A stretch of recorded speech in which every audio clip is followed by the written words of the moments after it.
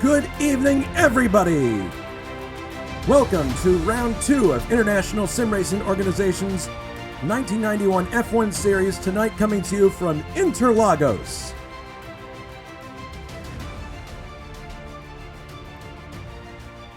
Cars are just finishing their qualifying session. We'll be going to warm up soon. I'm joined in the booth by Alberto Ibañez. Alberto, good evening. Good evening, everybody. Pleased to be here at Brazil with all of you for this beautiful race.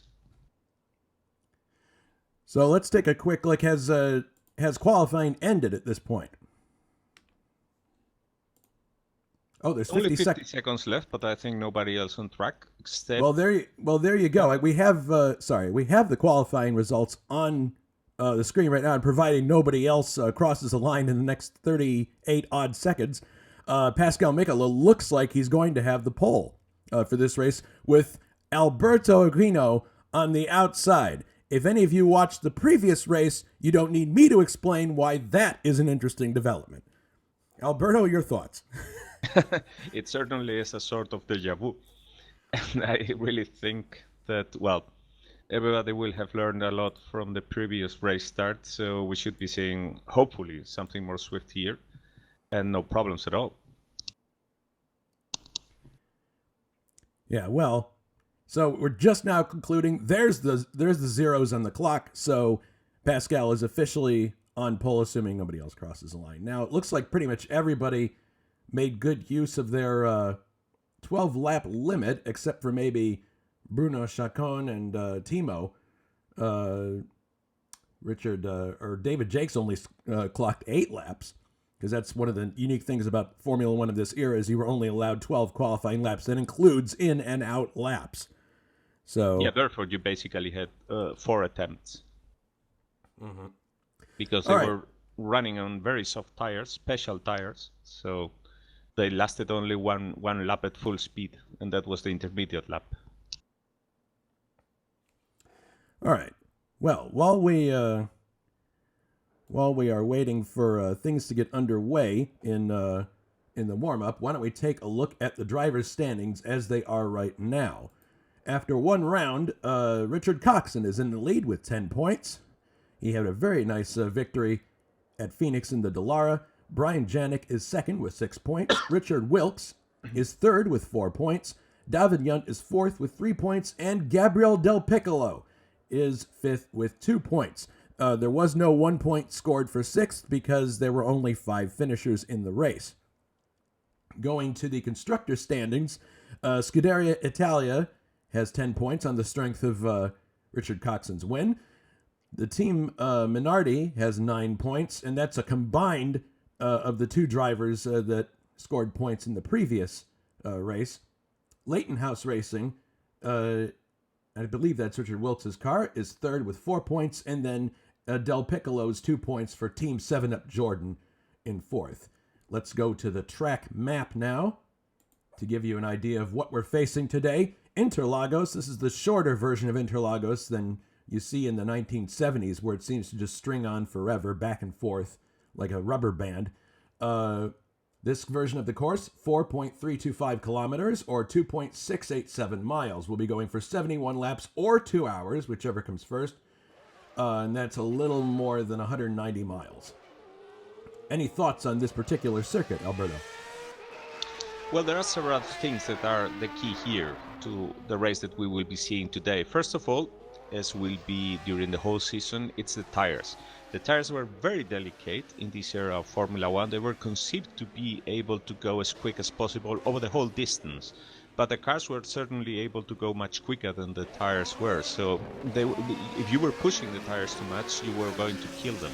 There were options, many options of softness in the tires for the drivers to pick. But in this race, we will be looking at softs and mediums as the main options, though I know there are some drivers that will be doing an outside bet with the hards. That means that we will be looking at 1 stop or maybe 2 stops, but that depends on the different compounds. The important thing to note here is that people will be mixing compounds. Some will have harder compounds on the front and softer on the rear to get traction, but that can easily backfire. And that's because it will change a lot the balance when the tire wear starts to kick in. Then as regards with the track, it's a very nice track. This is the first permanent venue because Phoenix was not really very telling of what these cars are actually able to do because it was basically a street course. In the case of Interlagos, this is a beautiful permanent venue, and it has two very, very distinct parts of it that you can see in the track map as soon as Jason shows it. And there is a very, very long sweeping turns, very quick section on the outside that leads to the start-finish line. And then you have a very twisty section on the inside. And that means that you have to meet a perfect compromise in the setup, because you need to be both very quick on the straights and both have a lot of grip in the twisty section. And that means that drivers can do one of three things. They can gear his cars and set the wings for the twisty section, hoping to gain there the time and be able to overtake, or go for the for the very fast section, or try to find a balance, in which case you won't be the quickest but neither the slowest in both of them. So we should be seeing here many different options regarding the setup and many different strategies regarding the tires, and it's going to make for a very exciting race. In any situation, do not think that what you will be seeing at any moment in the race is what might be there at the end, because it might very well happen that the strategy pays off later, and a driver that is apparently mid-pack to even on the bottom of the field at the beginning is actually there at the top at the end. Always appreciate your expert analysis, Alberto. So we're going to go through here and see if we can find someone who's close to starting a lap. We've got Anders Nilsson on screen here driving Stefan Johansson's AGS, and he's about ready to start a full lap. And since the AGS is not the kind of vehicle that gets TV time, why don't we ride with him for a bit? I think he's going to the pits. Oh, he's going to the pits, just my luck. Yes. All right, let's find somebody else. Okay, here's Dave Miller. Looks like he's getting close to starting a lap. Possibly. Dave, of course, driving Nigel Mansell's famous Red 5 Williams Renault, the car that I was probably following the most when I was watching Formula One at this period in history. Late night on CBC from across the river in Windsor, Ontario, Canada. All right, so here comes Dave Miller. Let's take a look on board here. That distinctive Renault V8 sound, and he's going to the pits too. Well, I guess we're not going to get an onboard lap today. All right, here comes David Saber. Let me guess. Yes, and he's going to the pits too. Good grief. What do I have to do to get an onboard lap here? It's because everyone has been called off the track for the briefing. Oh, well, there you go. That would make sense then. All right, well, while the briefing is going on then, let's turn our attention to other pieces of business. Namely what's coming up this week at ISO, or ESO if you're Alberto. Second round, or actually, no, I'm sorry, the third and fourth round of the Australian Touring Car Championship, Super Touring Championship, I should say, 1997 edition, at the Phillip Island Grand Prix Circuit. This is Wednesday, January 29th, so just a few days away.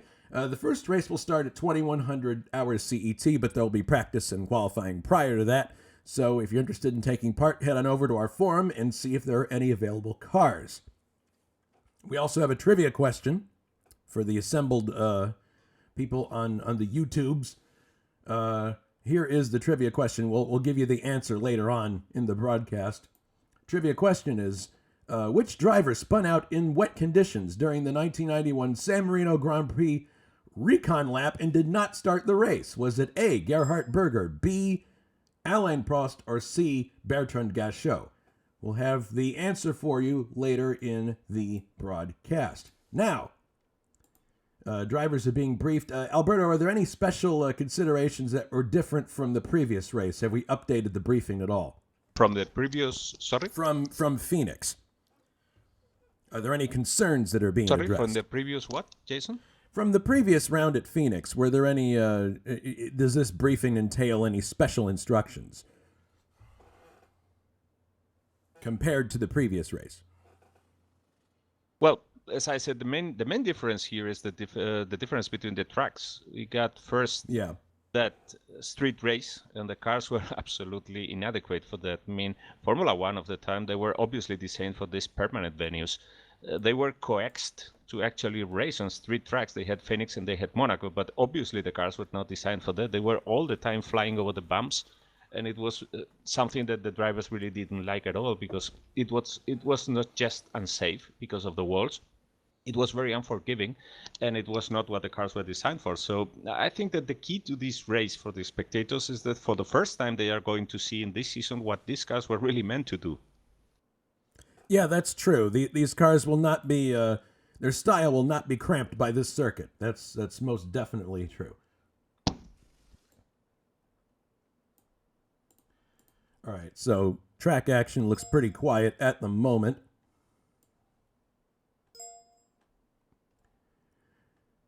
One thing, Alberto, I don't have the text coming up for me. So if there's a particular item I need to know, No, it's okay. I was talking a bit with Pascal Mikula, who was asking. Oh, I see. All right, so it's not even me. Okay. No, he knows we need an onboard lap, so he will be going out in the warm-up when the briefing is out, and he wanted to know if we wanted to ask him something here in the broadcast booth. All right, I gotcha. Well, the cars are heading out now on track, obviously, so we'll pick up one of them as they come around. We're riding right now with Richard Wilkes in his Leighton house,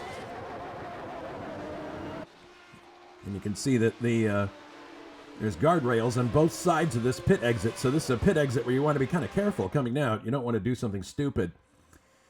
And as you pointed out, we're most likely going to have tire stops in this race. Yeah, I don't think that anybody is going to try to do it without any stop at all. The question is who will be doing one, who will be doing two stops, and who will be doing it on hard tires instead of medium and soft, which is what the majority of the field will be using. So if you're on hard tires, then obviously you will be slower at the start, but you could very well be more consistent. And this is one thing that is very important for people to know, because we tend to think that the important thing is who is able to do the quickest lap, who is the car that is quicker on track. And actually what happens here is that you need to be quicker over the whole stint, because it's a matter of elapsed time. I mean, the one that is going to be there seeing the checkered flag in first time is the one who covers the whole race distance in the less time, not one stint, Yes. not one lap, the whole race stint. And that's important, and that's what these tires were about, and that's what Formula One technology is about. In 1991, they already had computers calculating that for them. They knew precisely what they needed to do on average on every lap, so as to be there in the best possible time over the whole race, not over a stint or a single lap.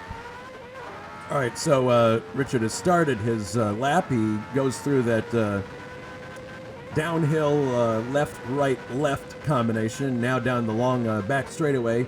Downshifting now for a left-hand turn that goes downhill for a minute, but then heads uphill on exit. Yeah, this is still to be considered a part of the fast section that envelops this that is beginning now, and this is the very twisty intersection.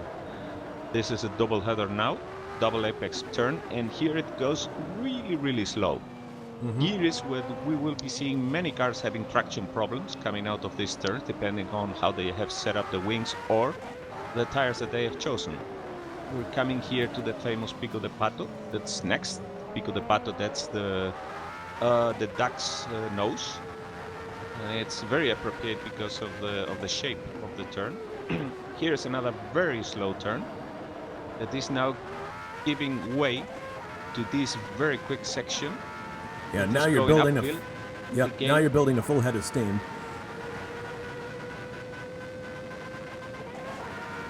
Up to the start-finish line.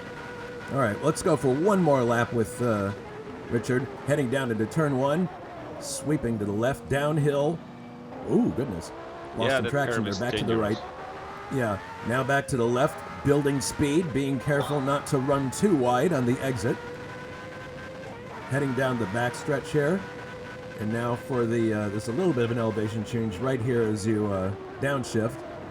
Left-hand turn. I think the thing that's probably the most fun about this course, the most interesting, not only the elevation changes, but the fact that a lot of the corners are double apex corners. It's not like a mathematically drawn circuit, similar to, say, Anderstorp or even the other track that hosted the Brazilian Grand Prix for years, Rio. Yeah, or Phoenix for that matter, which was Or mostly Phoenix. 90 degrees turns between Exactly. the states. These curves will start with a certain character and end with a different character, and that causes the driver to have to really be on their toes. It's not enough to hit your marks and downshift at the right time, because the turn changes in character throughout, and you need to pay really close attention to that, otherwise you'll make a mistake. Yeah, because as in ovals, you're many times braking while you're at the same time turning. You're leaning against the outside tires, and that puts a lot of stress on them, but also puts you on the edge of the grip. We have 13 viewers on YouTube right now.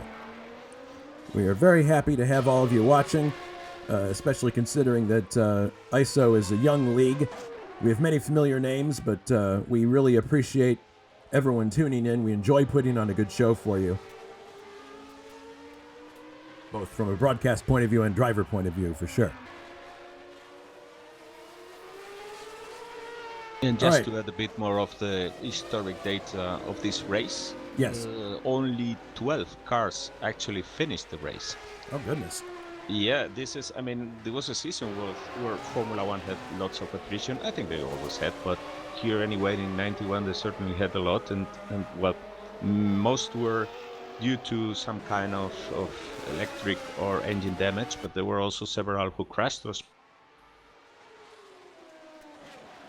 Yeah, we've seen some actually pretty spectacular crashes at this track over the years. One that comes to mind is Michael Andretti's crash in 1993 on lap 1 of the race. I think he had contact with Gerhard Berger and ended up catapulting the car into the fence, and it was actually a very scary accident. Thankfully, he was okay. But, This track definitely has the potential to produce some serious incidents because of the high speeds. We're watching now Anders Nilsson as he is following a Lotus, and he's got, I believe that's Juha Boss coming right up alongside him. Oh, goodness. Juha taking to the edge of the tarmac there to get by these two. Anders Nilsson driving the much maligned AGS. Interesting steering wheel on that AGS there. It's not a complete circle or even a square. It's just a couple of handles. It looks like a drag racing steering wheel. It's actually the design that was later used a lot in the late 90s. Remember that McLaren Mercedes used a very similar one when Mika Häkkinen was driving. But yeah, it looks a bit like Knight Rider or something like that. It does look like Knight Rider, you're right. Oh goodness, there's Juha spinning now. Well, we have 15 minutes left to go in the warm-up, and this is invaluable time for everybody, because you can get used to how your car's going to handle on full tanks. You can see how hard you can push the tires with that extra weight before they remind that there will be no pit stops for refueling, only for changing tires. So the cars start with a big heavy fuel load, and they will be changing balance a lot during the race. They will be much slower at the beginning, and then they will be way quicker at the end, especially after the second pit stop. If there is a second pit stop, we will be people being really quick at that point. And it's interesting because in this race, in the real race, only one person tried to do that two-stop strategy. That was Alain Prost, and it backfired on him. One other thing we have to keep in mind in this race, one of the people we mentioned in the opening, in the driver's points, David Yunt, is not present today. Apparently he had other priorities this week, and he felt that he didn't have enough practice time in to A, be competitive in this race, and B, he thought he might be in the way of other competitors. A very mature decision. We respect that. So with him out of the picture for this race, that opens up a possibility for others to score points, obviously. This is going to be a good opportunity for Richard Coxon to open up his championship lead. He's starting, I believe, 11th in the race. So he's got a little bit of work to get up to the front. But then again, he did a really good job of coming to the front in the Phoenix race. Albeit with the help of some retirements. But that's kind of been Richard's... Well, it's only been one race, so it's hard to call it an M.O. But Richard started from a little further back in the teens, I believe, at Phoenix, and very quietly worked his way to the front. We may see the same thing happen here. Well, in the case of David Johnson, that you were talking before, I think that from the real-life drivers, the one that he resembles the most, at least in my opinion, is one of my idols. I mean, Alan Serre Sr., because he's exactly the same type of driver. Very, very, very skilled, but a guy that, above everything, knows how to be there at the end of the races. And sometimes you might not see him over the whole race and think that he maybe isn't even there. And then all of a sudden, past half race or when the race is ending, he's always there at the top, fighting for something. That's brilliant strategic mind, and it's something that we all know that comes from the fact that David Jones, has always been an enthusiast of sports car racing and endurance racing, and he's the long-term thinker in this league, probably. All right, well, we are going to pause for a bit of a commercial break here. And when we come back, we'll get situated for the start of this race. A few minutes left to go in the warm-up. We'll be right back after this message. Don't go away.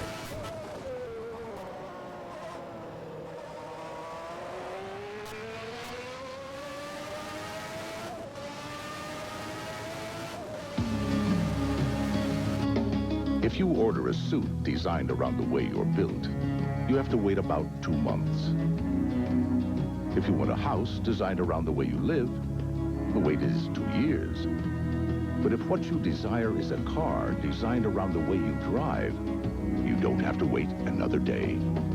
The 1991 Acura Legend Coupe.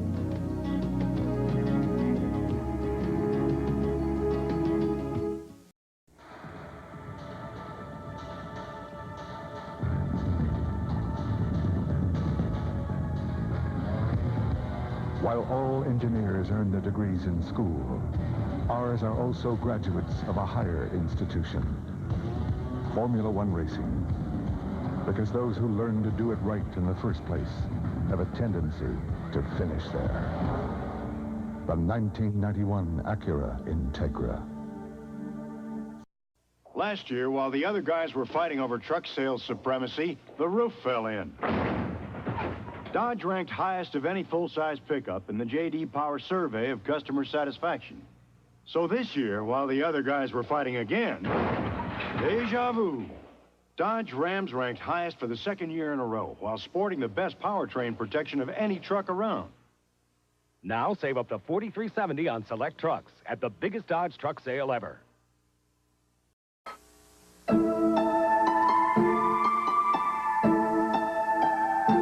In 1989, the Honda Accord was the best-selling car in America.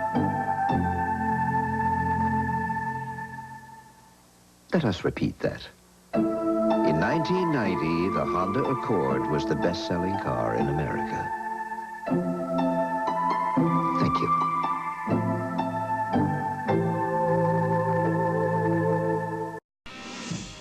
I never thought I'd ever need glasses, or that I'd ever be reading financial journals. And I never thought I'd drive anything from an American car company. Times change. You change. New systems, new standards, new thinking, new times. Mercury Tracer. It's built to change your mind. All this and the quality of a Mercury. Inside your smooth-running engine is a torture chamber. And under these grueling conditions, only one leading motor oil meets the world's toughest requirements for viscosity breakdown. Castrol, the only leading motor oil that provides maximum protection against viscosity and thermal breakdown. So use Castrol. After all, why make things tougher on your engine? Castrol GTX, engineered for today's smaller cars.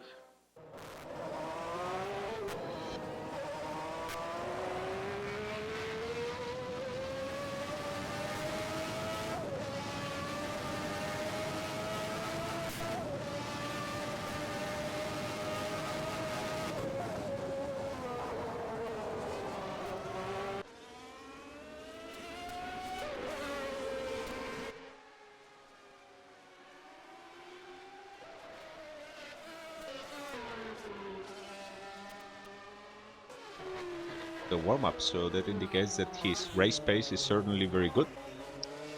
As for Little Al, he's going slower, but he will be doing, his strategy is about much harder tires than the rest. So I would expect him to do a more quiet race, but try to be there at the end.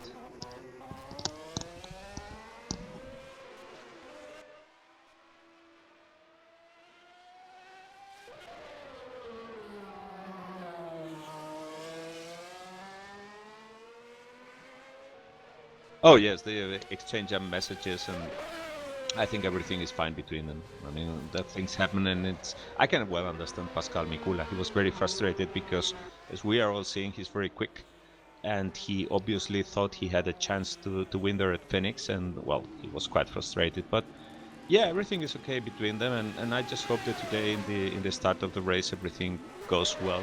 They have a clean start. I know that Little Al has been practicing a lot so as not to have the same trouble that he had last time, which was actually that during the warm-up lap his tires and brakes were way colder because he was one of the first to arrive there at the grid.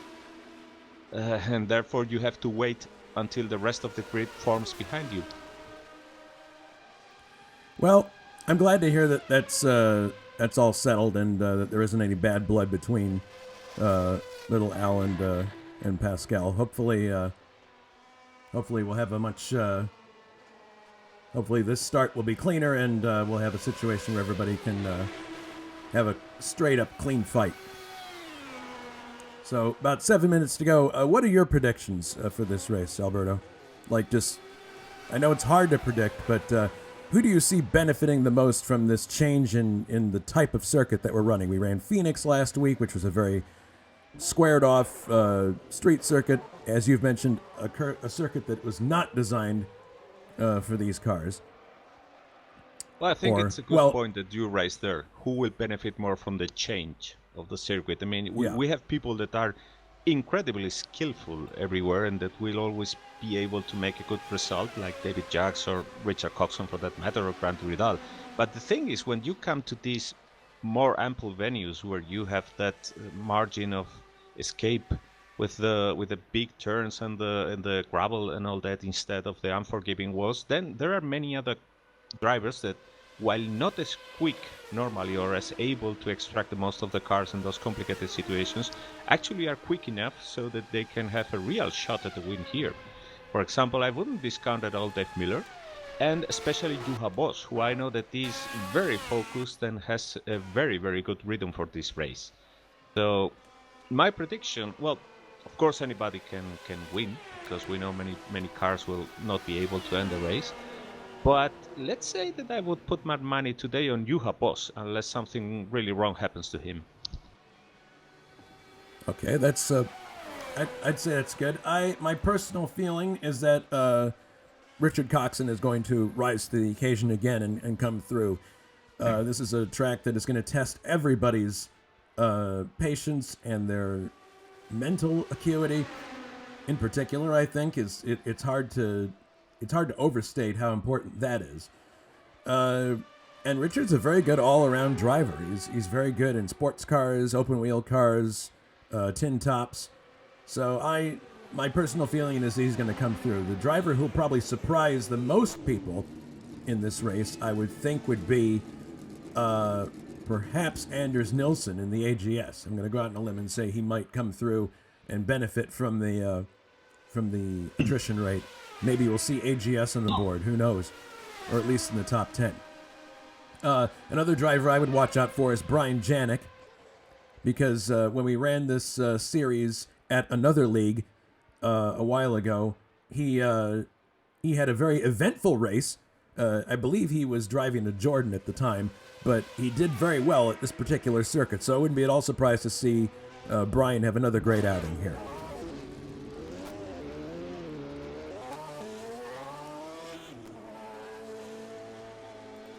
So once again, for those of you who have joined the broadcast late, we want to point out to you what's coming up in ISO racing this next week. We have the 1997 Australian Super Touring Championship, rounds 3 and 4 out of 16 at Phillip Island Grand Prix Circuit.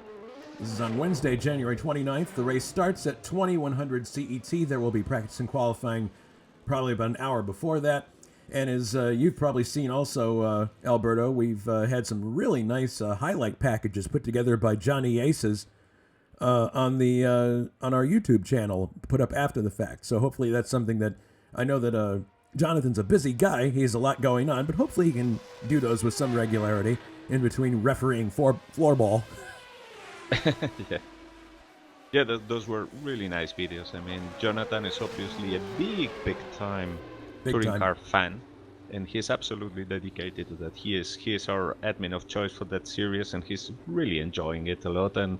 And well, the Australian Super Touring Championship is going to be over this semester, but you bet that Jonathan is going to delight all of us with many other touring car series. I mean, the touring car racing will not stop here at ISO, that's for sure. All right, so we have a little more than 2 minutes left, actually 2.5 roughly. Drivers are still on track, making sure that getting in those last minute. One driver I'm interested to see that's here. Oh, here's little Al, your son, taking it rather easy around the circuit. I'm sure that little Al is probably the one who's the most anxious to get this race underway. Because I know when you've had an incident like that in a previous race and you just, it's probably been literally you're the first one out of the race. It's like every minute since then, he's been waiting for this moment to get back on track and show that was a fluke and that he can do much better than that. And I have a sense that this is going to be a really therapeutic outing for little Al. Well, I can tell you you know him personally, and he's a very determined guy. And, well, not just because I'm his father, but, I mean, for his 14 years old, he's really mature. And, you know, I asked him when he had made that trouble with Pascal and all that, and he said, "Oh, I'm so sorry, I'm really bad."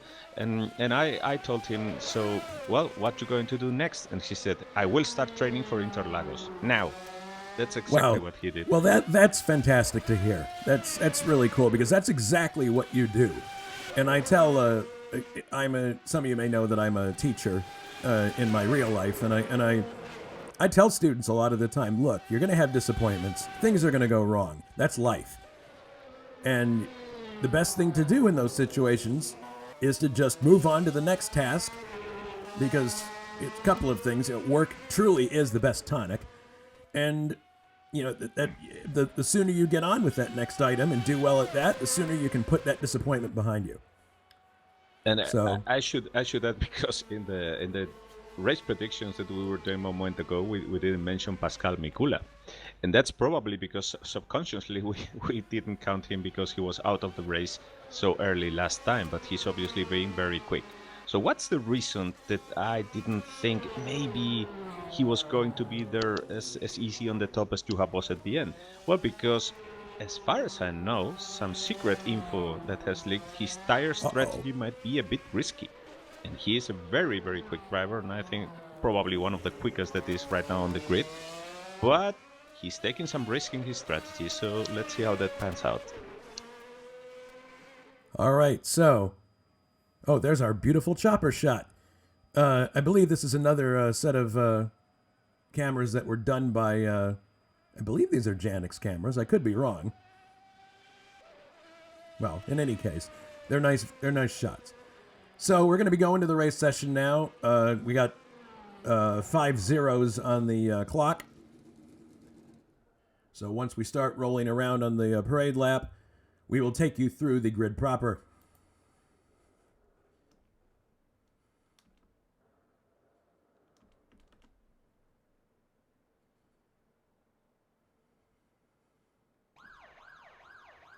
And here we go. Tense moments where the cars are being moved to the grid. There's that familiar siren. 71 laps in front of us for the Brazilian Grand Prix. Okay, that's odd. Bruno Chacon is on the pole. Somehow, I don't think that he was able to pip Pascal Mikola at the at the line. I think we might have a slight issue here. I think that probably might have confused the grid a bit, the fact that people went out from the race from the race session before the quali was completely over to change the tires, because there are special sets of qualifying tires. So we will reload the grid in a moment. All right. No worries.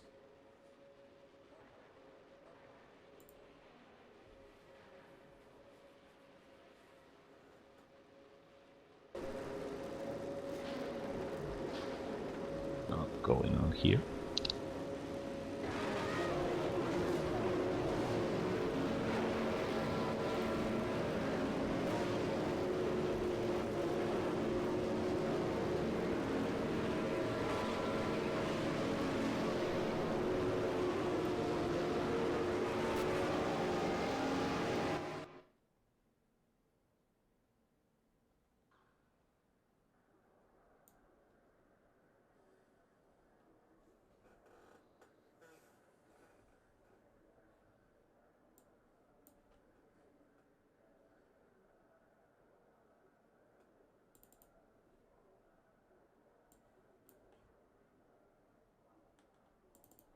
Ladies and gentlemen, we are experiencing technical difficulties. Please stand by.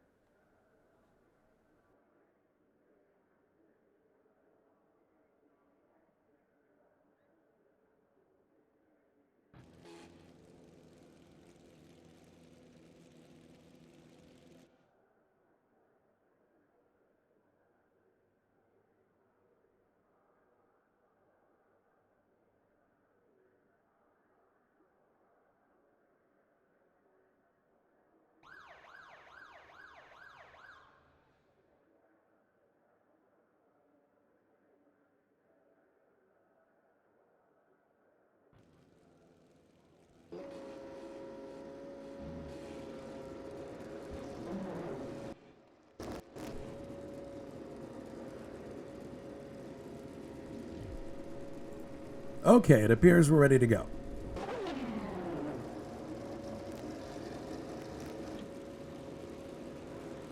Alberto, are you on mic at the moment? Yes. Okay, good. Sorry, I just wanted to make sure it wasn't something on my end. Oops. No, was busy checking something, but I'm with you. So is everybody here? So all the cars in the grid, and we should be starting for the warm-up lap in a moment. There's one car missing. I can see a spot there behind David Jacks. That.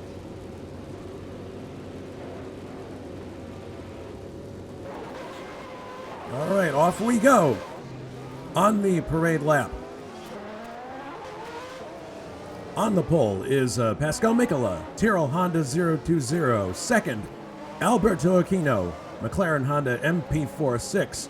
Third, Dave Millier, Williams Renault FW14. Fourth, Juha Boss in the other McLaren. Fifth, after a great outing last race, is Gabriel Del Piccolo, Jordan 191. Mick Chapman starts sixth in the Benetton Ford B190B. This is last year's car still, as is the same case for David Jakes, Brabham Yamaha BT59Y. Y denoting Yamaha. Eighth, Richard Wilkes, Leighton House Ilmore CG911. Brian Janik starts ninth in a Minardi Ferrari M191. 10th is David Saber in a Ferrari 642. 11th, Ray Radal, Delara Judd D191, and his teammate Richard Coxon starts in 12th in the other Delara. 13th, Victor Alcocer. I finally got his name pronounced right on the first try. I think so. Tyrrell Honda 020. 14th is Grant Radal in the other Brabham. 15th, Adam Hackman, LaRousse Ford LC91. 16th is Anders Nilsson in the AGS Ford JH25 with the Knight Rider steering wheel. 17th is Bruno Chacon, Williams Renault FW14. 18th, Thiago Canola from the other side of the world, Lotus Judd 102B. 19th is Tim Hill in the Modena Lamborghini 291. 20th is the other Lotus driven by Timo Vermeersch. And rounding out the field is Mike Olsen in the other Ferrari 6 4, 2. That is your grid.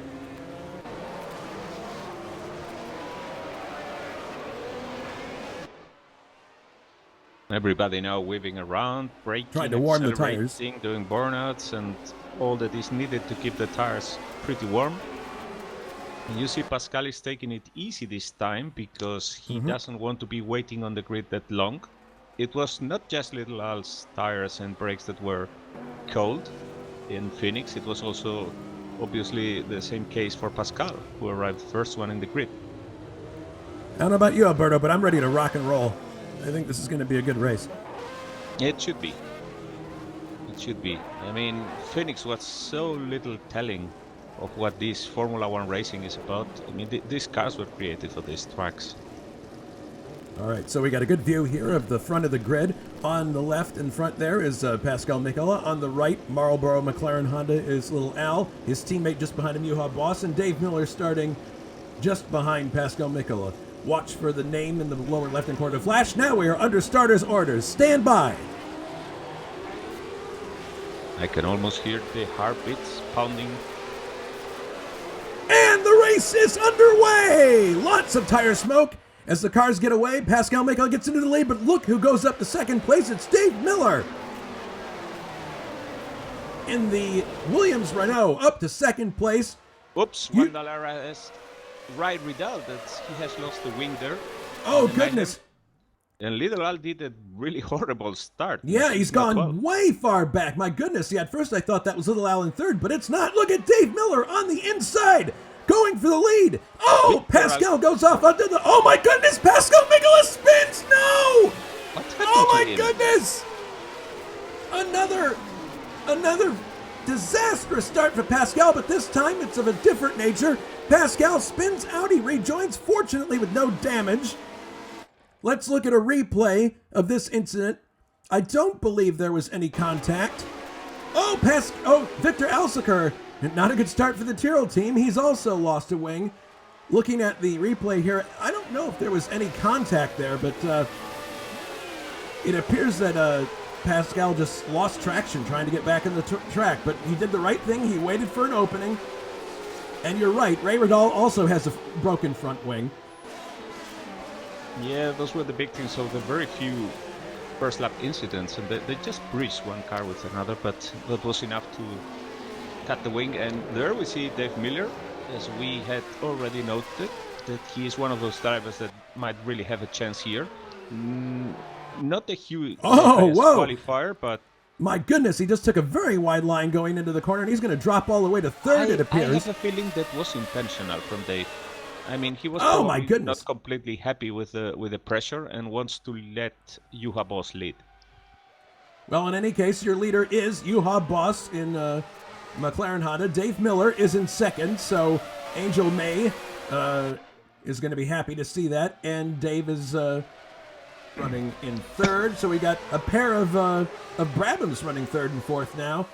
And again, significantly, these are the older cars. These are last year's cars, so they're going to have new equipment coming up at some point here. And some nice overtaking at the back of the grid between two great quality drivers, Anders Nilsson and Thiago Canola, who were dicing with each other. And there's Bruno Chacon, right now being chased by Pascal Mikola, who is trying to make the most to get back to the top, but he doesn't find the way past. Now he finds the way past Bruno Chacon. That's another car, and he's going slowly, crawling his way up. He's getting there. He's up to 14th at this point. He's going to have to try to maintain his composure and not get too bent out of shape. I mean, it's got to be really frustrating maintaining your cool in a situation like this. Your son, Little Al, is currently in 11th place, so yeah, he dropped 9 positions on the start. Yeah, I think he missed a gear. Okay. Oh, look at Dave Miller there. What's he doing? That's one new kind of shortcut here. Well, Miller's, oh my goodness! He's on the outside of David Jakes now, trying to get up to second place. Looks like he might actually pull it off. He's onside, right alongside. He's got the inside line coming into this next corner, and David's going to have to let... Well, David hung on for as long as he could, but Dave Miller up into second place again. So I guess I guess he wasn't interested in just hanging back. Well, not Maybe at an this point. And there's also Grande Prêmio coming back, coming from the back, sorry. And right now about to get to David Yax. And Grant's really being a surprising thing because he didn't really qualify that well. But maybe he wasn't lucky with traffic or something like that in his attempts. But there he is now. He's already in that fourth position. And that Williams Renault is pulling down the straight really nice. He's probably getting a nice slipstream from Juha even from this distance. Yeah, it is, yes. Oh, goodness, look at the rate of closure there. That's quite startling. Dave enters for the first turn with a much better line this time than the previous lap. Looks like he might actually have a shot here at Juha. Juha missed a gear maybe there. Dave alongside. He's going to make a bid for the lead here. Is he going to get it done? He goes to the inside, and Dave Miller takes the lead of the Brazilian Grand Prix. Brakes glowing and everything. Yes. Look at this fantastic scrap. 3 cars battling for the lead. This is fantastic stuff. Excellent racing. Exactly what we were all hoping we would see. And, but remember, as we saw in the previous race, that the battling here, as was in real life, is limited to some laps. I mean, you can push we got a yellow flag. You can push in some laps, but then you have to cut back, because otherwise you will be overcooking the tires. So that's an interesting thing. We will see lots of rubber bump play between the drivers today. Dave Miller coming through in the lead. Juha is in second. Here comes Grant Riddall fourth. Brian Janik fifth. Cars are starting to spread out a little bit. And Brian Janik just got past Grande Prêmio, who was he did a bit wide there he there. is. He was in the curb, and that's Gabriel Del Piccolo coming from behind. Yes, Gabriel in the, oh my goodness, look at this. Grant Riddall darts out suddenly, gets alongside Brian Janik. Brian is not going to give this position up easily. He's got the inside line for the next turn, but he gives it up finally. Really good scrap going on here for fourth. Yeah, Brian's not going to make it easy for you, but he's no fool either, and Grant had the possession there. Riding on board now with Del Piccolo as he follows Brian Janik. He's taking a look up the inside. That's rather optimistic of Gabriel, but it's now trying to work on Mick Chapman. That's a Ferrari and the Benetton playing there with each other. Yeah, two very different sets of equipment there between the Benetton Ford and a Ferrari 642. And Pascal is up to 11th now.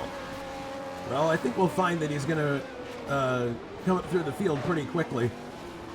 In the meantime, Richard Coxon, who was the winner of the first race, he's already up to 7th place, closing now on Del Piccolo. But this looks really good between Janik and Grant Riddall, and he gets by again going into the last second to last turn. And I believe, oh goodness, Grant lost 2 positions there. I'm sorry, not Grant. Wait a minute. Oh no, it was Grant. Grant lost several positions back there. And now Richard Wilkes is going to try to overtake him for 7th place. But Grant, I think, has finally gotten ahead of steam up, and he's back doing well. That's Gabriel Piccolo looking. And meanwhile, we, with all this action on the track, we missed the fact that Victor Alcocer and Mike Olson have abandoned the race. Well, I missed that. Mike Olson, that's really, really a sad thing, because he was unlucky this weekend. He had good pace in the Ferrari. He's doing a brilliant job with it. And we'll talk about Mike a bit more in another race. I'd like to talk about his peculiarities when he's driving there on screen, because he's driving in a very peculiar situation, and that's something. It's a great story, a personal story, and we'll tell it another day when we can focus on him. But he had been doing a great qualifying until, by whatever reason, he got disqualified. He did one more lap than necessary, and wasn't sure about the reason. Yeah, it was really sorry, because he had to start obviously from the rear of the grid, and well, that hampered obviously his chances. But anyway, from the paddock, we have information that Victor Alcocer's car was suffering from tire problems. He says the tires were just inflamed for nothing after the pit stop. So not entirely sure what that's about. Because we know he had to stop to get a wing changed. It could happen. Sometimes it happens that if you get a damaged suspension, it's producing a lot of extra heat in one of the tires, and it's flattening it. Well, we've got a great scrap going on now between Richard Coxon and Gabriel Del Piccolo. Coxon, with the calamity that befell Grant Rudall, is up to 6th, and Del Piccolo is 5th. And Richard can look ahead as easily as we can, and he sees that Brian Janik is just up the road in 4th. It's broken off a little bit here, but there might be a shot here for Richard on the next lap as they come down the main straight. So far we've completed 6 laps. We're working lap number 7. He just hit Grant Riddle in the rear. He was a bit surprised that that's the Oh button my that goodness. is right behind him. Well, he doesn't appear to have any damage. No, it wasn't a big hit, but Richard certainly knocking at his door, and that's likely. I just noticed because Pascal Mikula is coming from behind. Oh goodness, yeah, Pascal coming through right on the back door of Richard Wilkes. Coming down Very to the first nervous turn. there, Pascal. He's probably quite upset with his error there. At Oh the my beginning. goodness. There he Oh, dies. whoa. 1, 2. Oh, whoa. Oh, whoa, guys. Oh no, Richard Wilkes spins out. Unrelated, Yeah, I think, to trying what was to going on. avoid it. Oh, no. Oh, shoot. Well, thankfully we're in a very open track. We are already talked about it. All right, Because let's have a... in Phoenix, this would have been a melee, an absolute pile-up of cars. All right, here's the replay.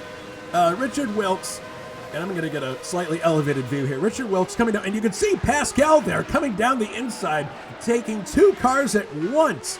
A very, very gutsy move from Pascal Mikula. He manages to get it done, even though...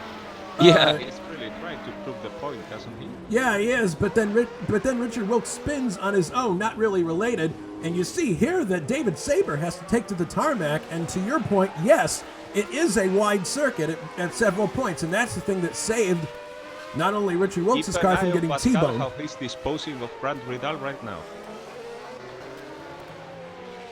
Whoa, Grant has to take the line out and back to track.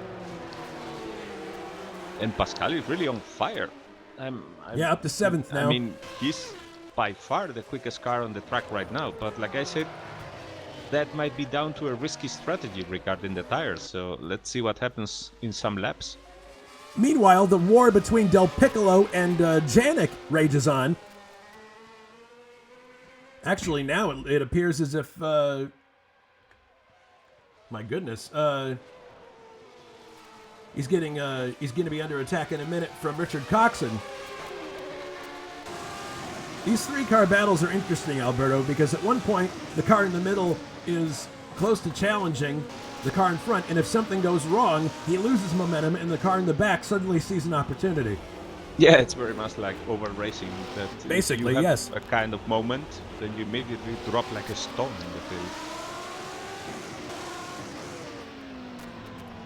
And it's interesting also to see that cars that were not up to speed in Phoenix, they are here. And it's not just because of the driver quality that we talked about. That there are some drivers who are able to do the utmost with the car everywhere. But it's also that the car characteristics are like that. I mean, there are some cars that will be better in street tracks and other in open tracks. Coxon just got by Del Piccolo for 5th, but Del Piccolo is not going to take this line down. He's got a full head of steam coming up the outside. We'll see if he can get by. This is the Ford engine versus the Judd. And he sweeps around the outside back into 5th. So this is a great scrap between these two. I would guess that the setup that Richard Coxon has is using lots more of downforce. Yeah, there you see it. I mean, in the coming out of the turn, Richard had a lot more of grip and traction. Del Piccolo is probably using lower wings. That was strange because because slower in the turns. But then he's a rocket in the straight line. But he slowed down like an incredible amount there. Now he's got Mikula on his doorstep. But that almost looked like he just let Richard by. Maybe it was just the foreshortened shot that confused me. But it sure looked like more than just a difference in wing setting. I think that in the previous braking maneuver here, he had probably overcooked a bit the tires. I've been watching him and he's been locking the tires quite a lot. which is normal if you have little wing. So probably what's going on here is that he was simply trying to cool off the brakes and the tires. Got a good view here of the Jordan diffuser, which is a beautiful design. Care of Pascal Micola's cockpit. Yeah, and here you can see that he's holding his own rather well against Pascal. Well, we'll see what happens here. Oh! You didn't see him. Yep, Pascal sweeps by in the outside. We're seeing a lot of outside passing in that turn. Probably aided by the fact that the track is banked there as it's heading in. Yeah, and then, of course, you have a left-right combination afterwards. Yes. It's not a single turn, so even if you are not in the proper position for the first turn, you can actually make it stick and be there in the inside on the second. Our friend Jonathan Asserclint is watching on YouTube, and he points out that Gabriel might have missed a gear in that scenario. That's another possibility. Oh, yes. Thank you, Jonathan. It might be that. And look at the difference with Phoenix, because besides those two early retirements from Alcocer and Olson, all the rest of the cars are yet still on the track. So everybody's racing, and there hasn't been any big drama, so to speak. So Miller leading. Jake's in second. Yuha Boss in third place. Then there's a pretty sizable gap back to fourth place, where the cars will then be quite bunched together. Dave Miller has just set the fastest lap of the race. Yes, fourth is Brian Janik. See the cars streaming through here again. Yes, but you must understand, and this goes obviously for the viewers, that this is Formula One, not just of the 90s, it also happens today, but that's very much how it was in the 90s. I mean, you had very different strategies, you get very different tire setups, very different car setups, and you know that your car might be quick or slow depending on the part of the race. So what happens here, that you have actually two races in one. The first one, when you are scraping and trying to get the best possible position at the beginning of the race, and you are dicing with everybody because you have them beside you, and what you want is the track position to be able to later race on your own strategy. And that also happens at the end, when people really don't have anything more to lose and they start racing. And then all the middle part of the race, where it's all about strategy, conserving the tires and doing the job that you had been preparing. So what we saw is that people didn't want to get boxed behind a car that was actually slower than them, because that would held up them in the race and destroy completely the strategy that they had. That's what they were dicing like mad at the beginning of the race. But now everybody's going to settle on a strategy, and we might see still many changes in position and many cars that are on the bottom rise to the top and vice versa, depending on the strategy and if they gained the position at the proper moment by overtaking. Well, we got a really combustible situation right now, as Coxon has tried for a couple laps here to get by Brian Janik. Oh, goodness, there goes Mikola. Up to fifth place. Uh-huh. He saw that Pascal was diving with no parachute, and he basically opened the door there. Oh, now there's a drag race down the backstretch, and there's Del Piccolo behind them with the $75 seat. Coxon is staying with Nicola. I doubt he's going to let him get away. Oh, and Grande Prêmio has retired also. Oh, goodness. Yeah, I missed that. So Grant has had a... One lap ago did that happen. Man, I'll tell you what, Grant's start to his ISO season this year has not been good in an overall sense. He had that accident on the start of the Phoenix 150 in USAC, and he's had two very dismal outings so far in Formula One. So goodness, I don't know. He's going to have to change his strategy or something. I don't know. It's... I think that he's very, very busy with real life and not really able to prepare as much as he wanted, because he's not being able to race, for example, on Wednesdays on the touring cars and that. So. Oh, goodness. Brian had a very slow exit out of the final corner here. I think we're going to see Pascal go up to fourth in a second here. Yes, he comes down the outside, setting himself up for that left-right combination. Ooh, very close with Janik.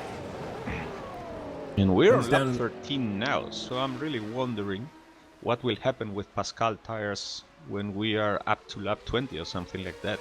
Oh, look at that. I know from Little Al that he was able to do reasonably good stints, constant stints up to lap 20-something.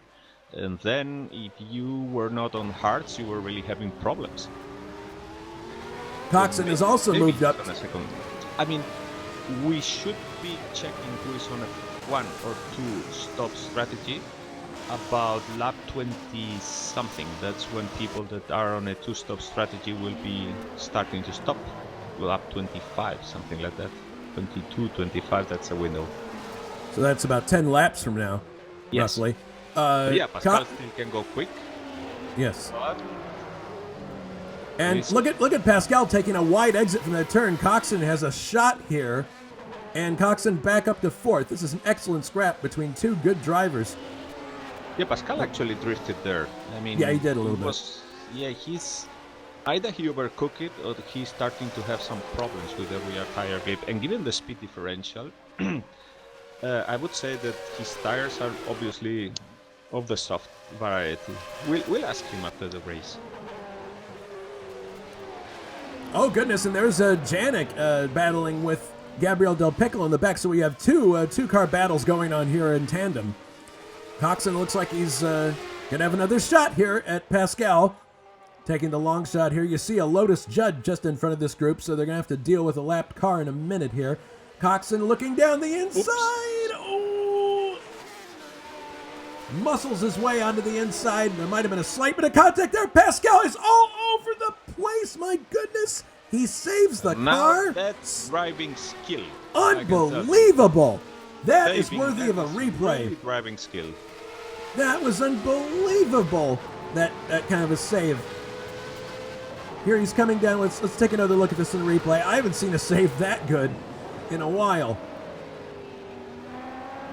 And I've got the feeling that Richard knows that Pascal is on very soft tires, and what he actually has been doing so far is not just trying to keep his position, but trying to get Pascal to completely burn his tires.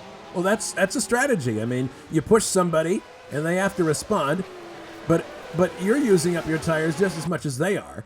So, Richard goodness! Probably knows that if Pascal is on a soft tire strategy, what's going on here? 3 wide at one point, sorry, with a back marker. Del Piccolo spins out in the first turn. Oh my goodness! Oh! No damage for him. Yeah, thank goodness. Sorry, you were saying, Alberto. Yes, that if Pascal is on very soft tires, he will be on a 2-stop strategy, while I know that Richard is on a single-stop strategy. So if he feels that he can really be up there competing with Pascal at this pace, maybe not being quicker, but just hindering him, he will do that. Oh, Timo just touched the curb and spun there. Fortunately, no problem. He's able to continue. Sorry. So what's going on is that Richard knows that Pascal is on softer tires and probably on a 2-stop strategy. So what he did is force Pascal to actually battle with him, because Pascal's play can only come out well if he's able to overtake people and use his superior speed to build up a gap that compensates the extra pit stop that he's going to do. So Richard knows that, and what he basically has been doing is force Pascal to burn the tires and yet not gain enough ground. So there goes Dave through. David Jakes is in second place. Juha is in third. And Dave Miller, meanwhile, we should say, is in the lead with a comfortable 3 seconds gap, followed by David Jacks, and Juha Boss another 3 seconds behind. Though I'm looking at the lap times and they are settled in whatever rhythm they had planned for the strategy. So this is anything but over. Oh no, the pit stops, as you say, are probably coming up relatively shortly for those who are on a strategy. Pascal looks like he's broken off his attack from Richard for a bit. He's probably cooked his tires. We saw Janik also having some loose moments coming out of turns, so definitely I think we're going to see a few people coming into the pits at some point here.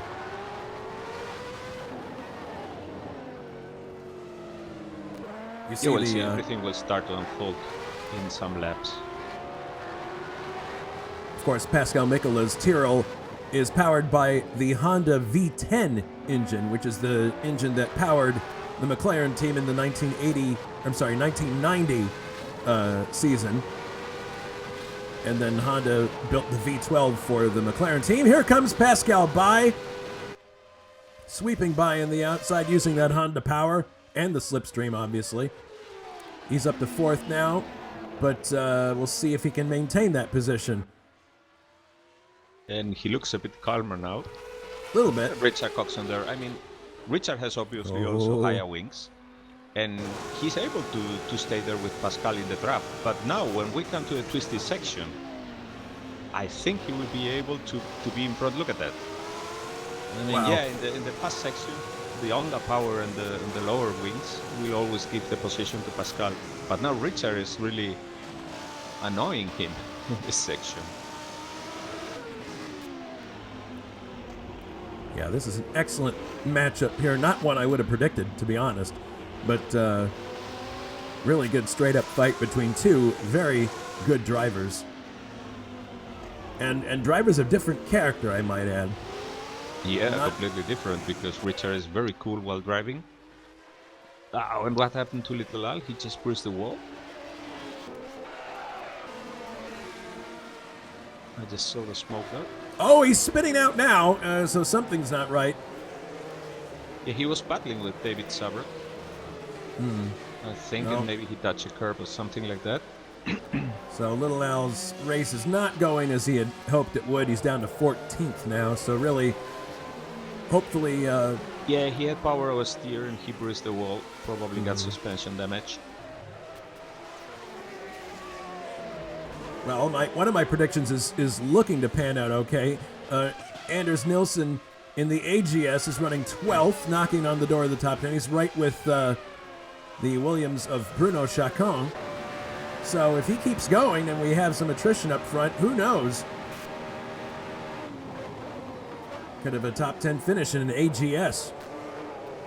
Oh my goodness, David Sabre is out of the race. You just saw it. Well, not out technically, but he's lost his front wing. He spun out there and hit the barrier, it appears. Let's have a look at a replay from on board and see what happened here. He comes down into... He's all by himself, so maybe he just made a slight error in braking. Yeah, depending on the tire. Oh my goodness, yeah. Oh, he lost his front wing there. So he's going to be able to continue, but I don't think he had... Looks like he might have impacted the wall too. Maybe he has suspension damage. The thing is that it just happened past the start-finish line, so it's now he's got to go all the way around. Yeah, that's too bad. Nilsson now is right with Chacon. While Little Al has also retired. Oh, I'm sorry. Yeah, to I hear guess that was suspension damage. Well, that's too bad. I think it's fair to say that while the McLaren is a fast car, it also requires a great deal of knife-like precision to drive it in anger. So, I don't know. There are other cars in the mod that are far easier to drive, but are also slow. So, maybe it's just a matter of Little Al getting used to driving it. So you can see there, Anders Nilsson following Bruno, and he was right with him in the twisty bits. As soon as they got into the straight, Bruno made use of that Renault V10 and pulled away. So I think that's going to be the story here. Anders is going to get close to Bruno in the short sections, or the slow sections, sorry. And then Bruno's just going to kick in the afterburner when they get in the straight. Yeah, more or less like that. Oh, we have another car. Oh my goodness, parts and pieces. Somebody has crashed. Not sure who. Tim Hiller? I think, yes, it was Tim Hill. Tim Hill's out of the race in the Modena Lamborghini. Let's see what happened here. I believe, yes, he lost traction there. Oh, and he goes, oh, goodness, that's a heavy impact. Straight into the barrier. He took off the whole right side of or left side of the car. Both wings, and yes, he is most definitely out of the race. That's too bad. While Dave Miller has already left, Adam Hackman, Ray Riddell, and David Sabre. Well, David Sabre was with repairs, but yes, he is now exiting the pit lane. There's Dave Miller on a very dominant drive.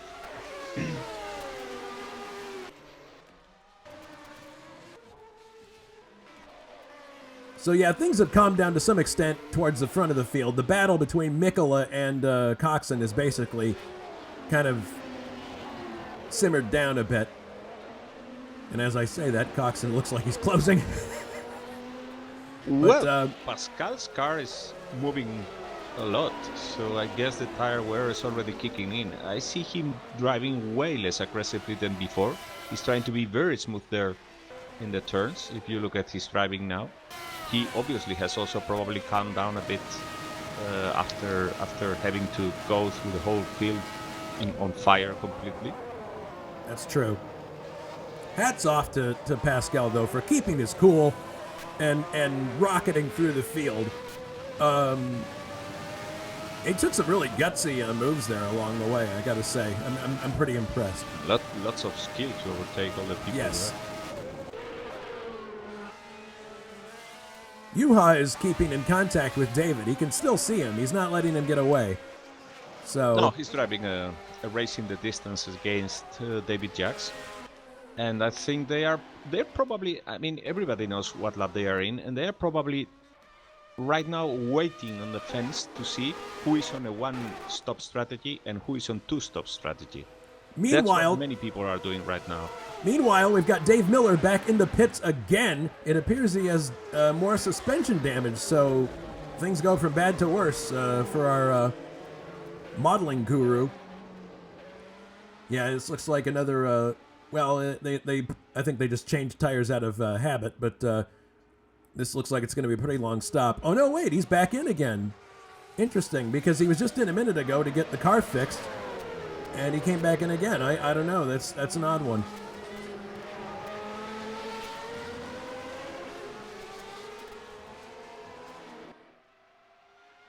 Timo Vermeersch has just been lapped by our leader. There's Dave Saber coming out of the pits.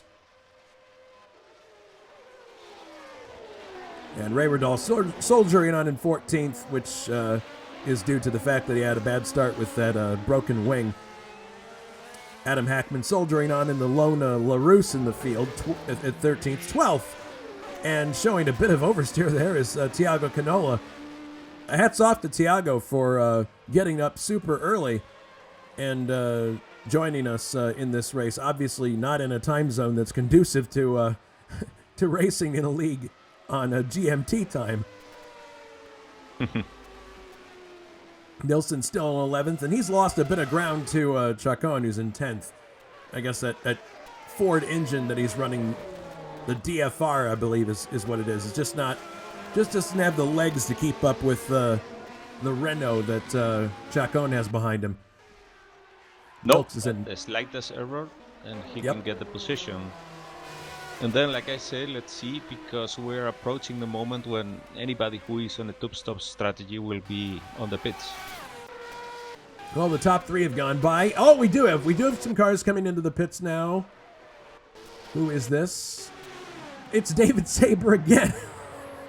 I don't know what's going on here, but he's back in one more time. It'll be interesting to see what his comments are after the race, because this doesn't make a lot of sense. Well, his team paid for the pit stall, so he's making the most of it. I guess so. Oh, he's out of the race now. So apparently whatever it was, he was trying to get fixed and it couldn't be fixed. So David Saber retires from the race to join Tim Hill, Alberto Aquino, Grant Riddall, Victor Alcacer, and Mike Olson. Those are the cars that are out of the race. And we are on lap 24 out of 71. So should probably keep an eye on the front of the field here to see if anybody goes for the pits. Because we're getting to that juncture. You mentioned lap 25. Yeah, at most. If you're on a two-stop strategy, but let's see what happens now. Well, Dave just cruised past the pit entrance, and he's not heading for the pits. David Jakes seems to be cruising doing a really by. fine drive with that Williams. Very steady, very composed, doing everything right, and from here I can almost see his mustache and eyebrows grow.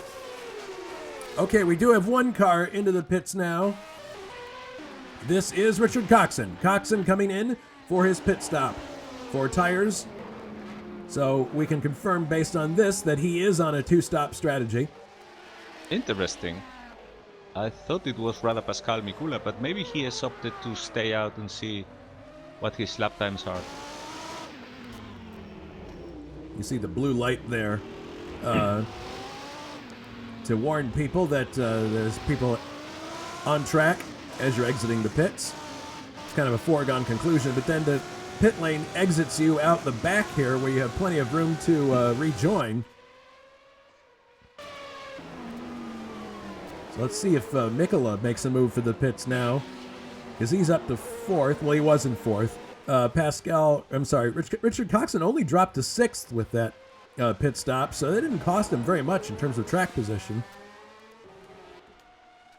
Miller again cruises by the pit entrance. Yeah, I would guess Miller is on a one-stop strategy, which must be quite demoralizing right now for David Jackson and Juha Boss, because it basically continue at that pace and there will be a single chance to overtake. So yeah, pit lane is quiet right now. It does not appear that there's anybody going for the pits. Mikola once again starting another lap, so he's not going to change tires.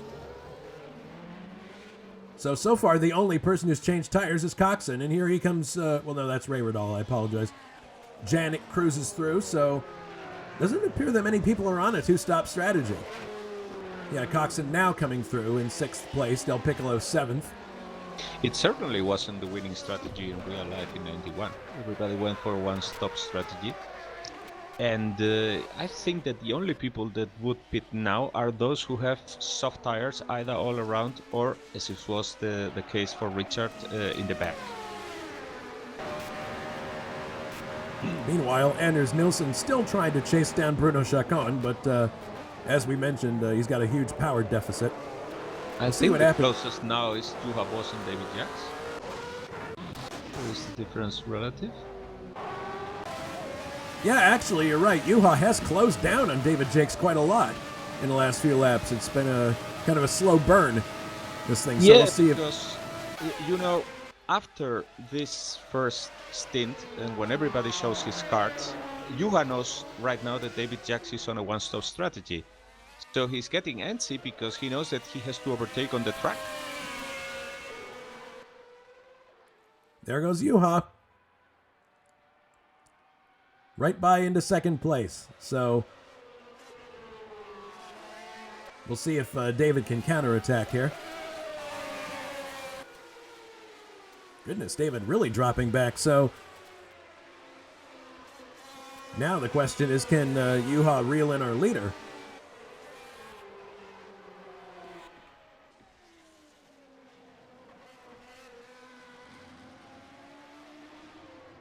And Coxon is staying in 6th right now. Del Piccolo predictably has dropped back. Actually, it appears that Mick Chapman in 8th is closing in on Del Piccolo. Yeah, he's getting closer. So there may be a chance for Mick to move up a spot and possibly into the points eventually.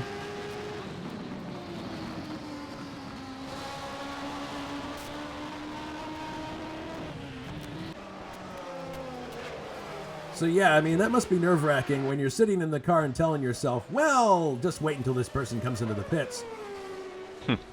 And then nothing happens. And then nothing happens. Yeah, Pascal stays out. Victor Alcacer in the chat says, don't worry about Pascal. So apparently he knows something we don't know. Apparently there is a strategy in play here.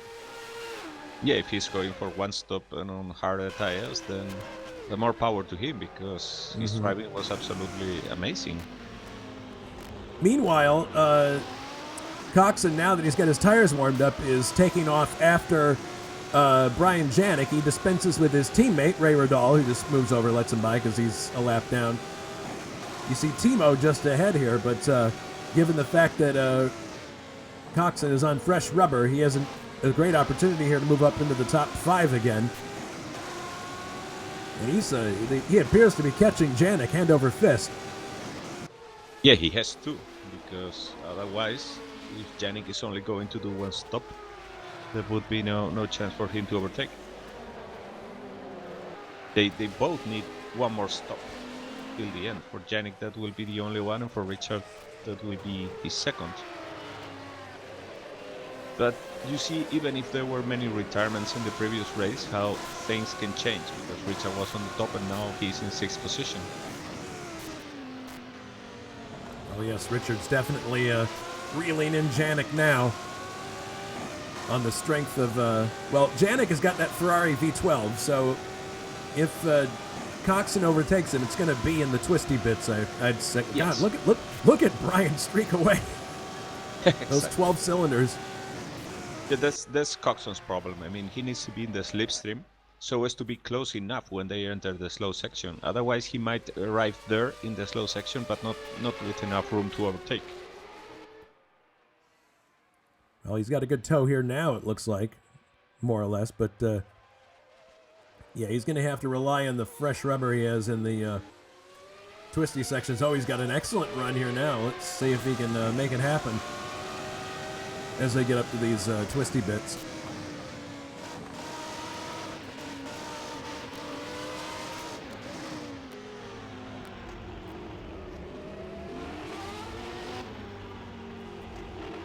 To the left. Yeah, this serpentine section. If you don't have a good, good grip on the rear of the car, this is a very, very tricky section. Oh, now he's definitely close enough to get a good slipstream. He just doesn't want to get out of this corner too bulky. Oh, excellent. Okay, so now here's his shot. But you can see, even with the benefit of the slipstream, what's going on here. Oh, goodness. I mean, he's got no shot, basically, because of that Ferrari. Yeah, it's going to be a big mountain to climb for Richard. He will need to be really close. I mean, if he can do it in the track, then his next best chance is to actually be close enough when they go into the pits. Oh, look out here! Yeah, this might be his shot.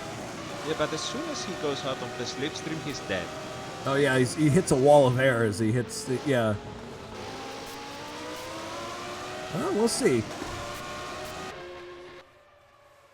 He's using every inch of the track too. Yeah, his best options on track to overtake are obviously in this twisty section, and forcing Brian into an error. Oh, look at this! Up the inside, and he's got him. Excellent move.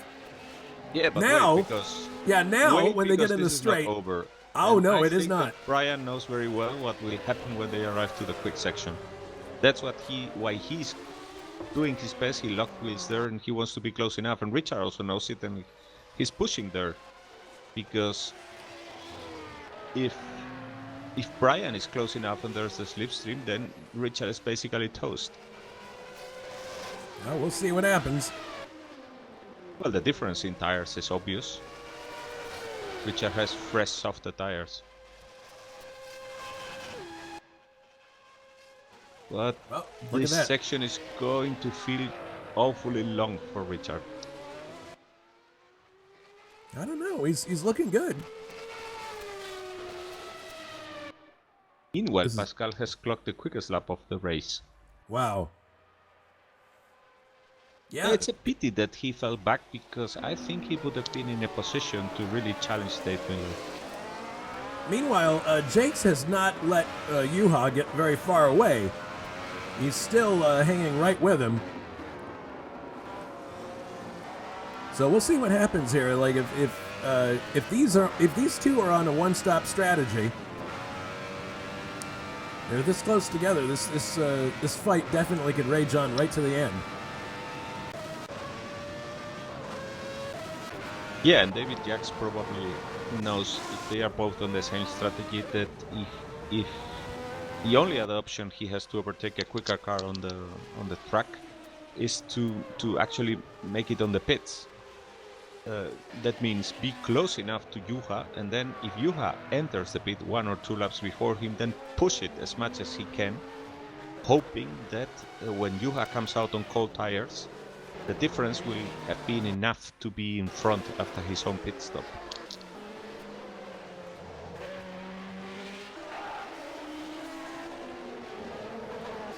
Well, we've reached a point where the races have gone into a bit of a lull, so maybe it's time that we can give you the trivia question and answer.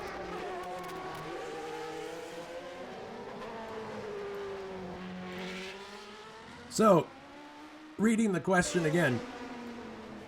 The question is, which driver spun out in wet conditions during the 1991 San Marino Grand Prix recon lap and did not start the race? Was it A, Gerhard Berger, B, Alain Prost, or C, Bertrand Gachot?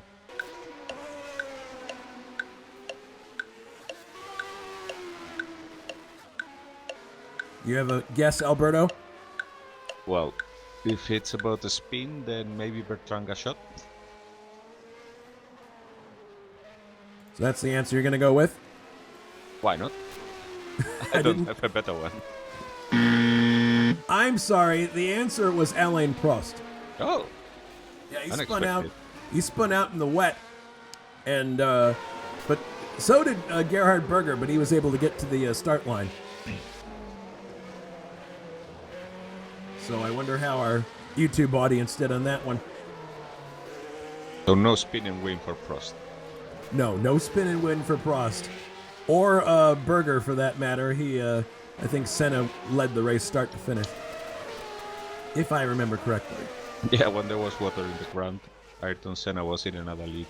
Yes, exactly. Yeah, David's staying right with Juha. He's not letting him get too far out in the front. So those are two V12s, but I dare to say the Honda is the better of the two. Although here's Jakes. Oh, Jakes is now coming into the pits. All right, interesting development. Yeah, that's why he was trying to get as close to Juha Boss as possible, so as to minimize what happens after both pit stops. All right, so while we're on board here, we can look at the unique logo that's on the steering wheel of the Brabham. I've never understood what that thing is. It's like some kind of snake creature. It's rather unusual. Coming from Bernie Ecclestone, you never know. Yeah, who knows? All right, so Jakes exits the pits in fourth place. That puts Pascal up to third. So if that stop is to illustrate a one-stop strategy, the next question is, when will the others come in? And I should say that Pascal is lapping still like 0.3 of a second or something like that quicker than Juha Boss. So let's see, because he's getting closer, and after the pit stop they could be even closer. Same engine on both cars. Well, Juha streaks past the pit entrance, as does Pascal Mikola.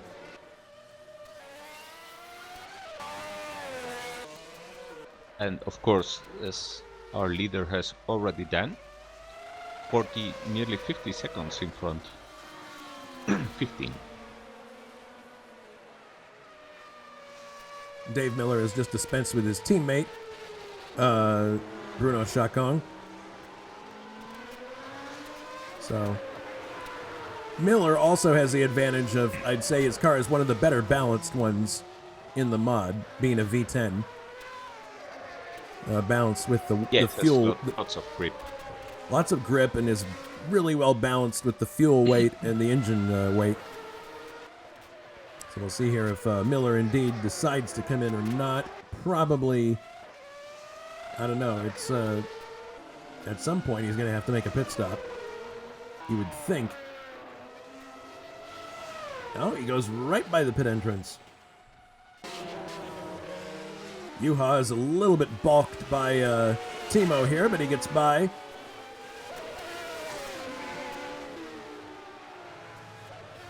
Be interesting to see, too, how... and he goes by the pit entrance, too. So does Pascal. It'll be interesting to see what kind of times David Jakes can turn in now that he's on fresh tires.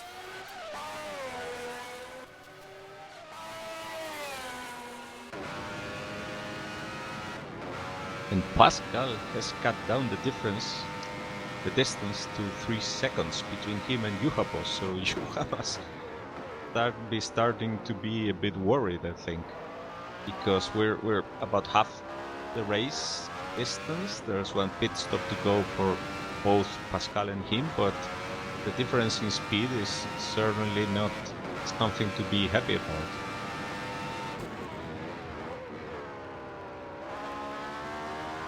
really amazing what Pascal is doing with this car and tires that are holding so much. I mean, not so much that he's been able to get this far on what probably are softer tires, but that he was able to go that quick at the beginning of the race and also preserve them enough to be still so quick now.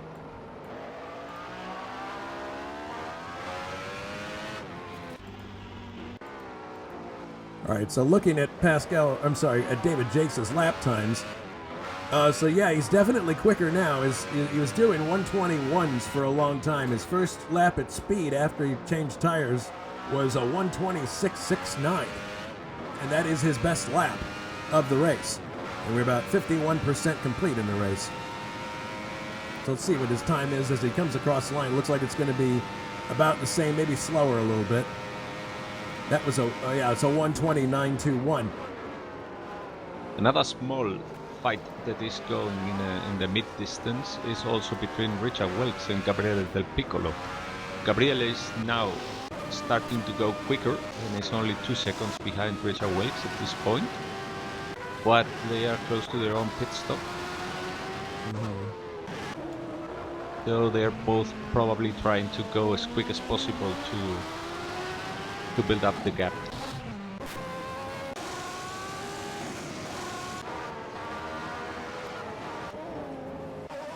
Pascal now about to break the 2 seconds barrier. And he has Juha Boss very much on his sides now.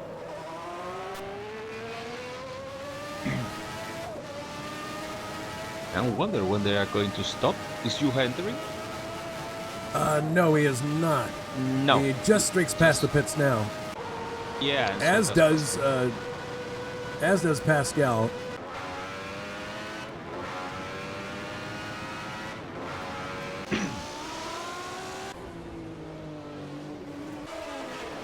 So, one wonders when Janik's going to be coming to the pits, because clearly he was not on a two-stop strategy. And careful, because Chapman is only 2 seconds behind him, while Gabriele Del Piccolo has Richard Wilkes nearly... He has nearly backed him. Okay, Janik heading for the pits now. Okay.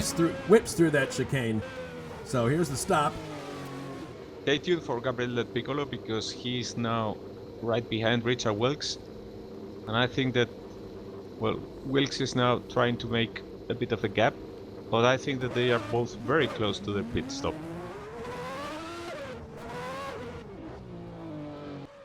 Gotta watch that and what happens with Mick Chapman once he stops. But Del Piccolo is now all over Richard Wilkes. Mick Chapman spun out! And he's lost his front wing! Oh, no! That's unfortunate, because he was in a very good position to challenge Brian Janik. Janik, who just came out of the pits in front of Richard Wilkes. Oh, goodness. He may have some suspension damage, too. He hit clear the wall on the exit of the turn at the end of the straight. The back straight. And Del Piccolo nearly got by. He's fighting it out with Richard Wilkes, but I don't think that neither of them will take a long time until diving into the pits. It could very well Pascal happen. Mikola has just finished his pit stop, so he drops to 4th. Coxon is trying to get by Vermeersch, it appears. Yeah, Mick Chapman's going to have to come to the pits now. He does, to fix that car. It remains to be seen if he's going to have any kind of suspension damage. Yeah, Del Piccolo in a really nice fight here with Richard Wilkes. Oh! Down the inside, takes him. Great overtake. Very brave move there. Very controlled and fantastic overtaking there by Gabriele.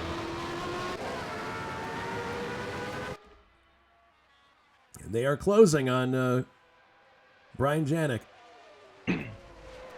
And I think even if they are going to stop, it could very well happen that they will stretch the stint as much as they can, because if you have then a very small stint to go, because your tires are already shot.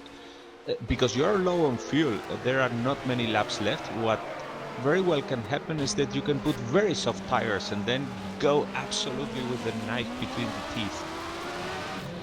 Like a pirate. Yeah. Yeah, they are certainly attacking now Brian Janik, who is on the new cold tires. But as soon as Brian is able to put heat into them, he should be able to take off. Yeah, I think once he gets heat in those, he's going to be very difficult for Del Piccolo to overtake. Yeah, you see, there he goes, that Ferrari. Well, I don't know. Del Piccolo's holding his own pretty well. That slipstream working really well. He's going up the inside. I don't know if that's going to work. Contact. Hang on, because you have Boss is our new leader. Oh goodness. Yes, but maybe that's because of Miller pit stop. I don't know. Yeah, Miller must have exited. Miller must have done a pit stop. I don't catch it in my replay. No, actually, it looks like Juha might have overtaken him on the track. Yeah. All right, so we have a new leader in Juha Boss, but maybe not for long. Dave Miller right with him now, and looks like he's going to attempt an overtake.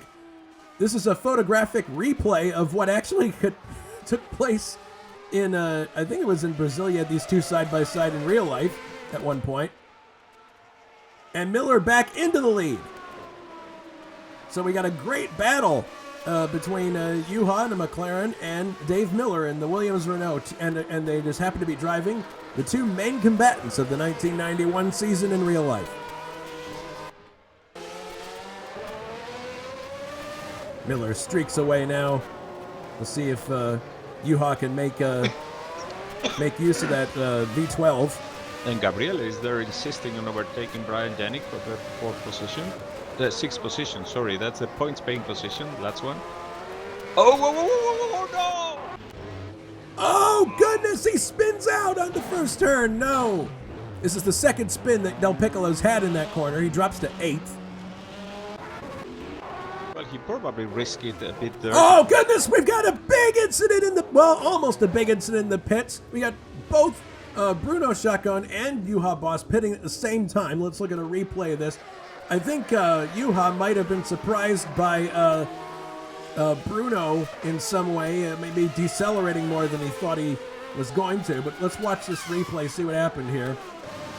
Juha heads for the pits. Yes, that's exactly what it was. Bruno slowed down way more than Juha expected him to, and my God, Juha was so lucky to save the car.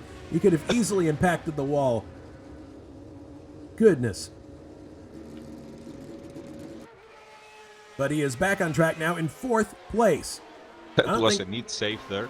Yeah, it was. He used absolutely until the latest inch of real estate between the walls. So the question now is, when is David Miller going to stop? If at all. Yeah, he did one lap in 1:35. We missed it out of camera, and either that was a driving error or he did a very quick stop. Though normally laps with a pit stop have been in the 1:38 range, so that seems to point to a kind of driving error. But we'll see. Victor Alcacer on the chat says, "Nice team effort, Bruno." I am quite certain that was not what they were doing, but very cheeky of you to say that, Victor. Victor's here all week, folks. Try the veal. So David Jakes continuing in 2nd place, and he has made his pit stop, so it looks like he may have wrung as much as he can out of the Brabham Yamaha. And this probably speaks volumes about what he'll be able to do in the coming races when he gets the new Brabham, because David obviously is no slouch. And if he can do this good in a year-old car, imagine what he's going to be able to do with the new one.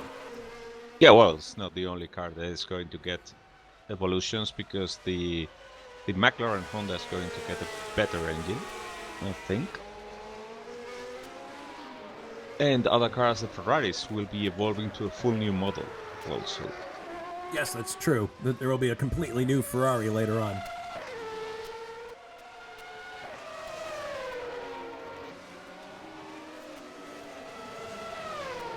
And Dave Miller starts yet another lap. And Chapman is also fighting for position with Chacon. Seems that he was able to completely repair the car. He's now on track trying to work on that Williams.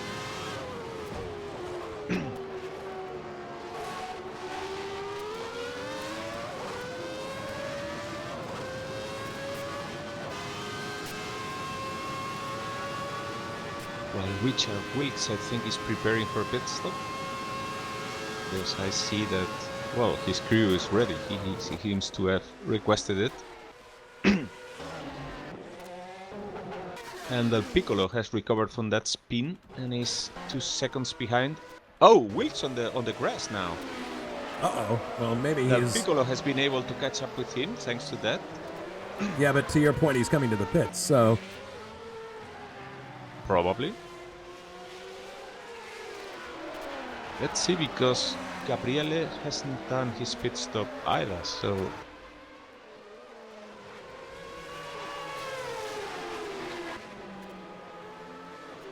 Yeah, there goes Richard into the pits. Gabriele goes by.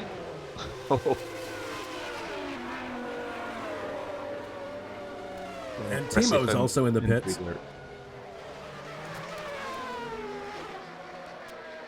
So Gabriele is now in 7th position, 4 seconds behind Brian Janik for the last points paying position. And, well, he hasn't done any pit stop yet. Brian has done it. But we don't know what kind of tires does Del Piccolo have. Maybe he is on hards and can do the whole race without stopping, or thinks he can. Meanwhile, Juha Boss is behind Pascal Mikula as of now in the track, and Pascal behind David Jacks.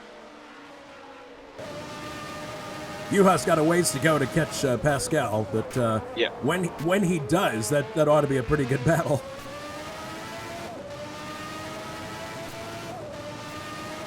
Pascal instead is about to catch up with David Jacks.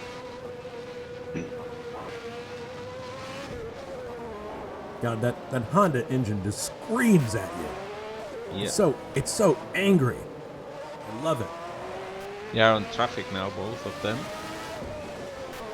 Timo making way for Pascal. But this will only be a temporary relief for David Jacks.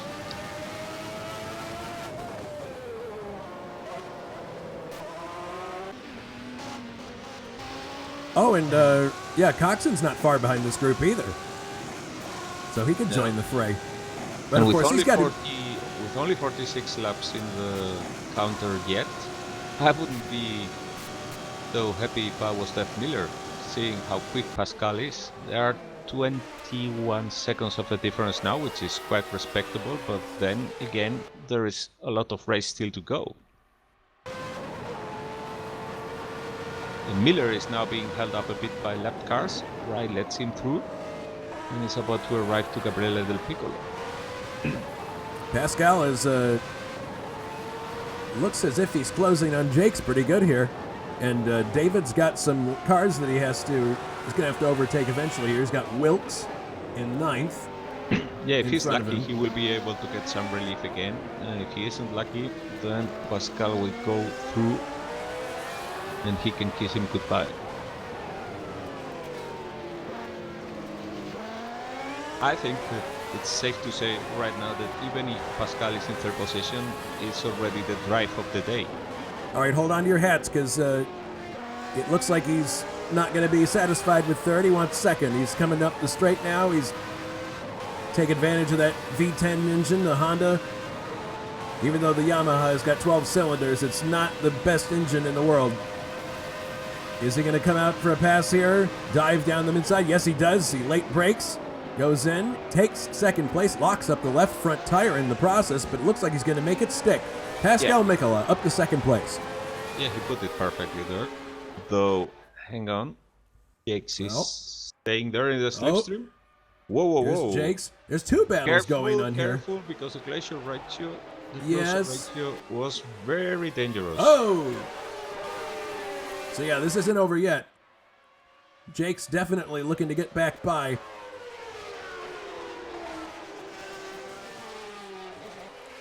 Yeah, there was a bit of an awkward moment there with Anders in the way. But, so, yeah, I agree with you. Assuming that Pascal can soldier on to the finish, this is the drive of the race, no question. Ooh, a little bit loose there, but he recovers well. And Richard Coxon is now catching up with Juha Boss, though I believe I haven't seen Richard do a second stop yet. No, he hasn't. That's the critical portion. Yeah. He needs another set of tires. I think he's going to be wishing that he had gone with a one-stop strategy instead of a two. And Juha isn't going that quick after this pit stop. I mean, his race was much more stellar before that. He was there at the top all the time and soldering on, but right now he seems maybe the balance in his car with less fuel is not as favorable to him. Yeah, that's the thing. It's the way that we notice that a lot in USAC racing is, the fuel weight has a lot to do with how a car performs over the course of a race, and definitely the case here as Juha takes Anders Nilsson. That's a lapping situation, but we'll see how easy it is for. Oh, Anders just gets out of the way, so now Coxon's got a clear run to Juha.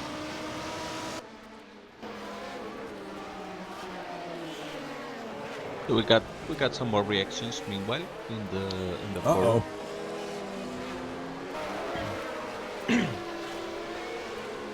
So David Sabre said that he got attacked on the right rear at the start, and I couldn't trust the rear of the car after that, so he was just trying to finish it later, but he spun in the S's and damaged the car more.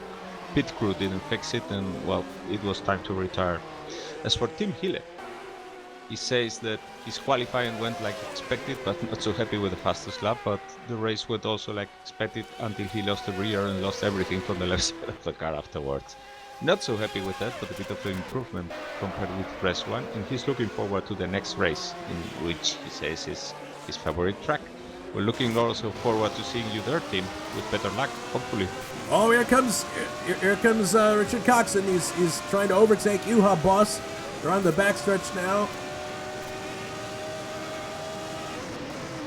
Downshifting, Juha taking a slightly defensive line there, but it appears that this is surprising because Juha's on fresher tires. And it seems that Mick Chapman has abandoned meanwhile. Oh, shoot. Yep. Not sure what happened there. He might have got suspension damage when he hit that barrier. Yeah, probably. In addition to losing the wing.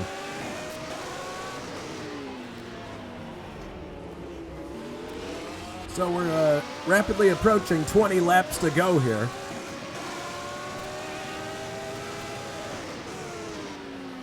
I think Richard's race is, I was going to say Richard's race is an illustration of what can go wrong if you go with the wrong tire strategy, but then how do you explain how good he's doing versus Juha at this moment? Well, we'll see, because he has softer tires than Juha right now. And Juha's not going to stop anymore, but Richard is certainly going to do it, and that will be a nearly 30 seconds deficit then. Juha really struggles in this turn in particular right here. I'm not sure why.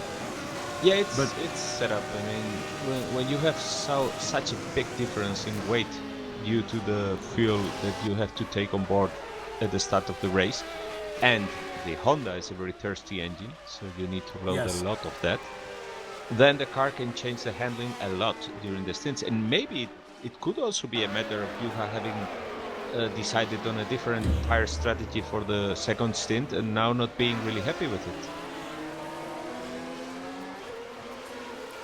That's a good point. Whatever the case, Richard has now Gabriele Del Piccolo 54 seconds behind him. Oh, goodness! Adam Hackman runs off the track just in front of Pascal. Doesn't appear to have any damage. He's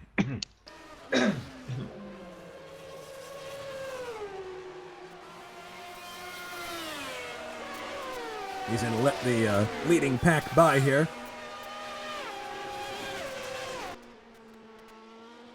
And Del Piccolo is back up to 6th, so despite having those 2 spins, he's recovered quite well. I think he had a couple of spins in at Phoenix. and recovered well from them. So here's another drive that's impressive. Someone is not easily rattled by mistakes. No, he's doing great in that Jordan, and if he scores now, that point, that will be, I think he got 2 in the Phoenix race. He will be with 3 points, and there, I mean, scoring in all races in Formula One, when only 6 people will score at each race, that means you're going to be there up in the championship later. And Anders Nilsson is in 8th place in the AGS Ford with some 20 laps to go. So he's going to need some attrition if he wants to get to the points, but that's a fantastic... Bruno Chacon is now behind him, and that probably all happened during the pit stops. So it probably will, but that's an excellent drive in a very substandard car. It is. And Thiago Canola, despite the lack of slip and the bad car, is also there in 10th position.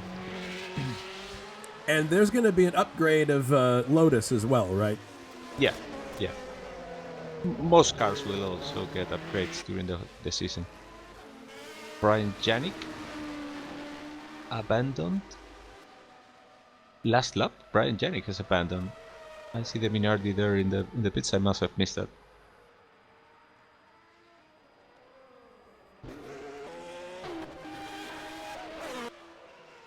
Coxon is ahead of Juha Boss, so we missed the overtake, but it did happen. So, interesting to see now what Coxon's strategy is going to be to the end of the race, which maybe he isn't going to stop. And I think you might be surmising correct. We'll have to talk to Juha afterwards, but maybe he made the wrong tire choice on that stop.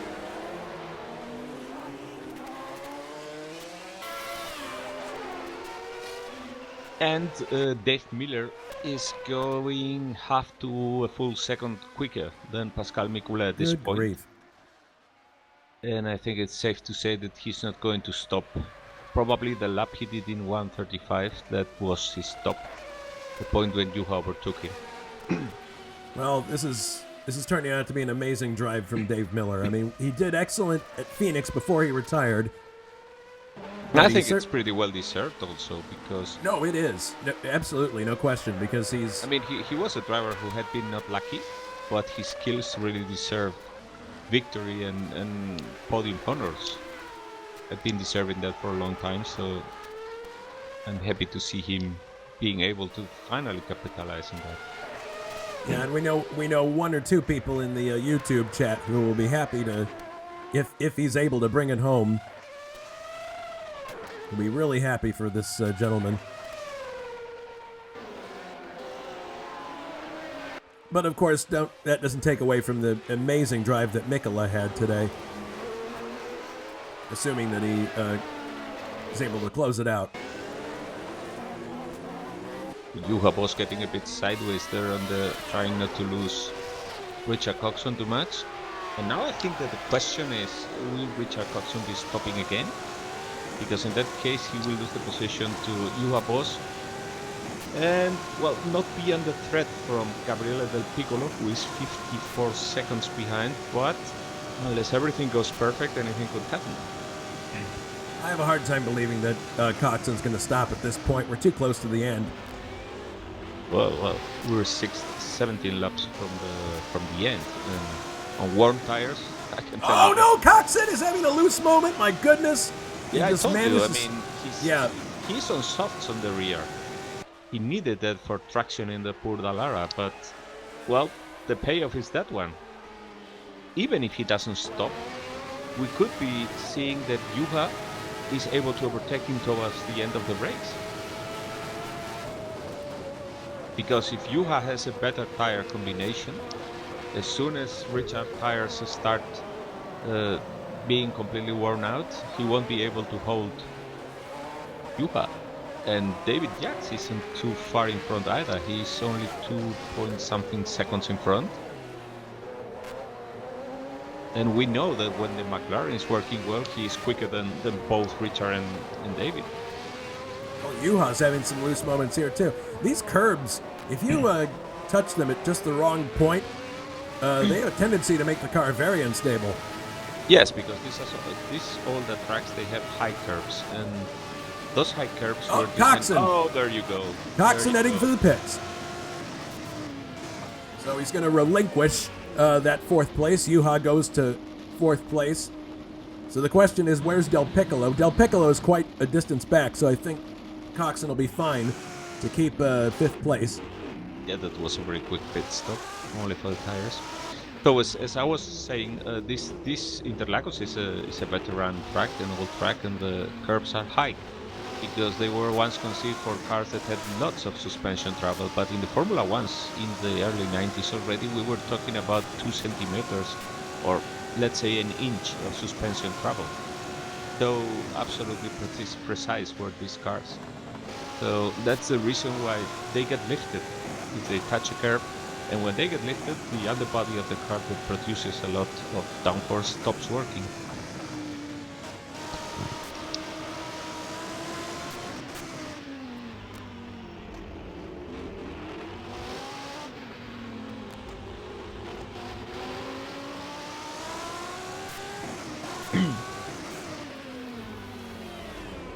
Now, this has turned out to be a really exciting race. In any case, because Richard's pit stop was so quick, he's only 14 seconds behind Juha Boss, and on very fresh tires. There's actually 14 laps more to go. I don't know if 1 second per lap is realistic or not, but anything can happen.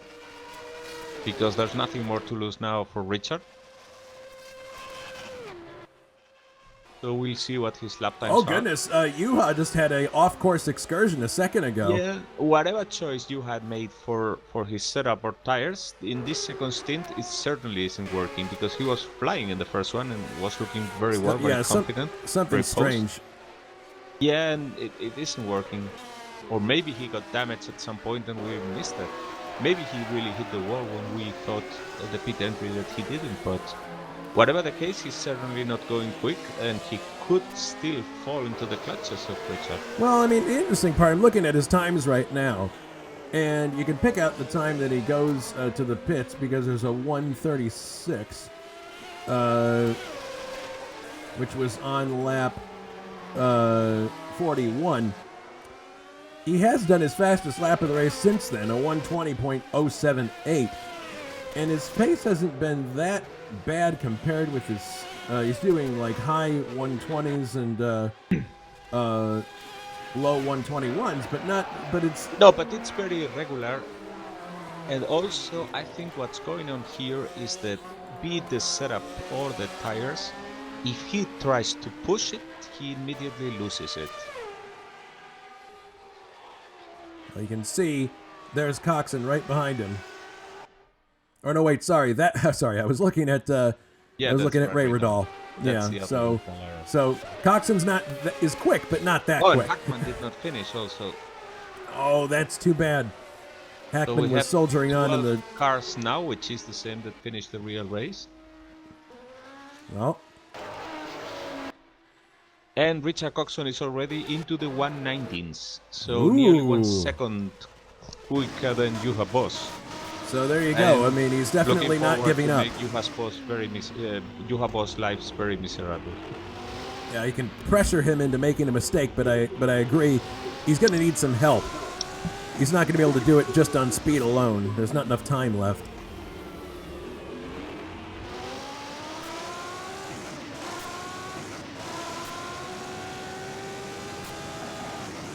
There's 14 laps, and the gap between them, I don't get partial times here. It's about 13 seconds. At 1 second per lap, he could be there tantalizingly close at the end, but we'll see. 13.5 second gap right now. Yep. And he is under no danger from Gabriel Del Piccolo, who's quite a distance back. No, but hang on, because David Yax is actually catching up with Pascal. Oh, really? He is. Oh, well, this is going to prove interesting. So yeah, towards the end of the race, it seems that the podium positions in 4th and 5th place might actually swing in a different direction than expected. Let's see, because Pascal's latest lap has been 1:20.2. Okay, the case of David Jacks, they have been actually the same time, but somehow the difference has decreased. Maybe there was a driving error from Pascal, but they are very even on times and very close by. So David has a shot. We missed it, but apparently Brian Janik's out of the race. Yeah, I told you some laps ago. Oh, sorry. Not sure what happened to him. Yeah, didn't hear. So whatever the case, if they are on the same pace and they are so close by, David Jacks could actually have a shot at Pascal. And Pascal is coming now to a lap car. I think that's all right. So yeah. Well, the lap cars have been doing a really good job of getting out of the way here, and like we've pointed out, this track has some good space to it. Certainly more than Phoenix. Yeah, certainly more. Yeah, but then that's not saying much. That's a low bar. He's coming up to Timo now. Timo lets him through. Timo, who we have been mentioning. Oh, there goes Pascal sliding again. Timo, yeah, we have been mentioning him as he has been lapped several times, but I should say that it's also a very good drive from Timo, because he's there, staying with his car, not being off the track, not having an incident, doing a very constant drive, and hopefully they're also at the end, which is not easy, as we are seeing. Yeah, it looks like Pascal's having the odd sideways moment, but he doesn't appear to be in any difficulty.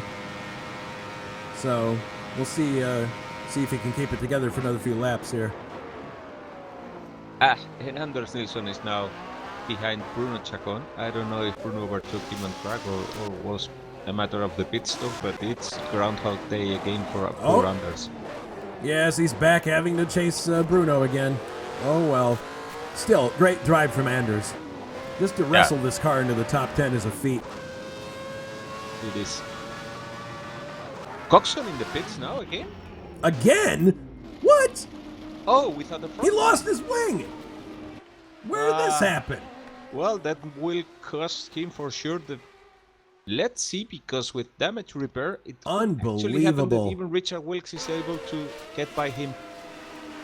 Oh goodness. Okay, I've rewinded it to the point. Let's see. It looks like he just had a grip problem coming off the corner.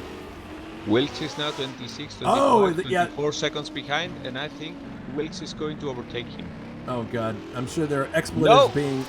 Hang on, because Richard is coming out of the pits, and this will be a tight thing now. Because Wilkes is coming now, 16 seconds behind. Wilkes is now entering the main straight, and Richard's coming out of the pits. Yeah, he's going to keep 6th. But that's, I can imagine how Richard feels now. That's really unfortunate. His throttle just kicked there suddenly, and the car broke loose, and it went straight for the barrier. Because you have the combination there of losing traction on the front, or I'm sorry, on the back, and the front wheels.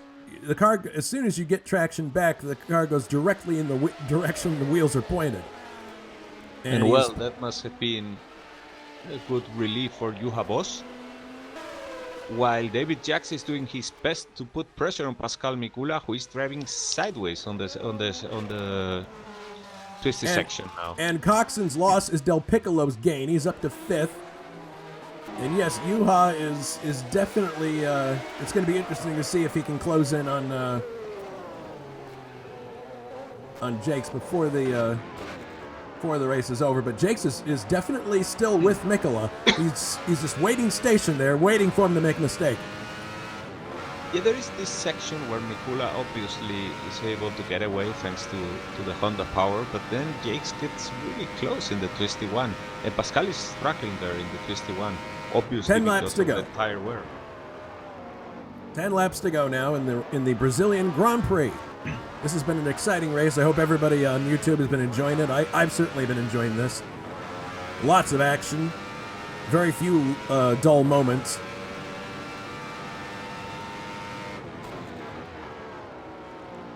And David's exceedingly good at driving a car in the limit. We know this. We've seen him do that before in other mods and other series.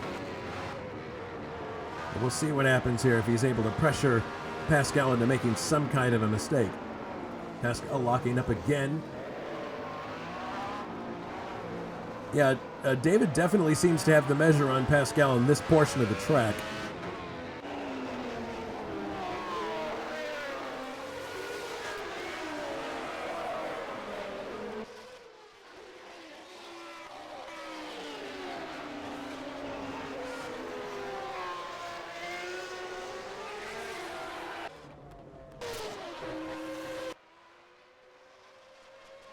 It's got to be really hard for Coxon, though. All this effort, and he's going to come away possibly with only 1 point.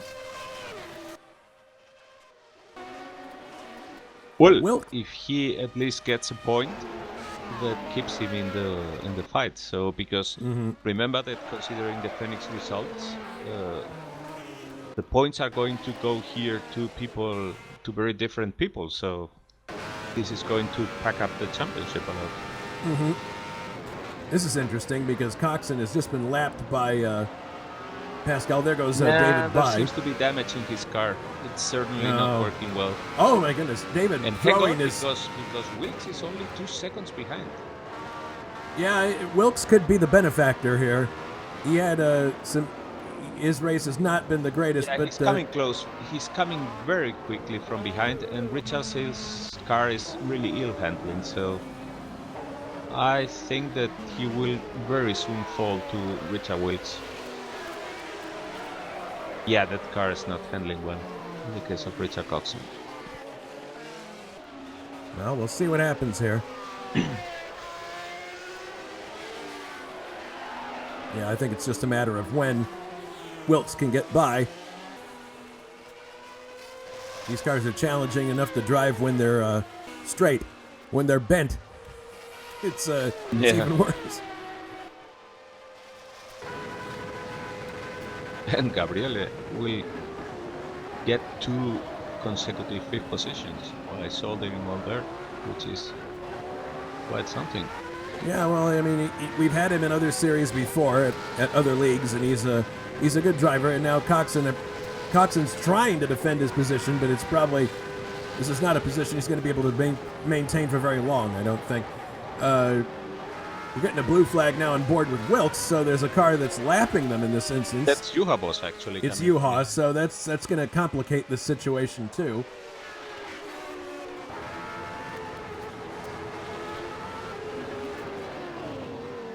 Yeah, Richard's making that Dallara very wide indeed. Coxon, that is. Whenever I talk to these guys on WhatsApp, I have them as a group, and the group in my WhatsApp is titled The Richards. There goes Juha through, so that was the overtake to put him. So that gives Coxon a little bit of breathing space, but my guess is that Wilkes is going to wind him back in again relatively easily.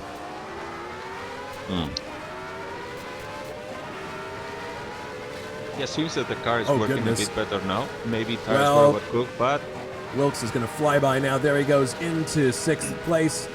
Coxon drops to 7th. What a difference 2 weeks makes.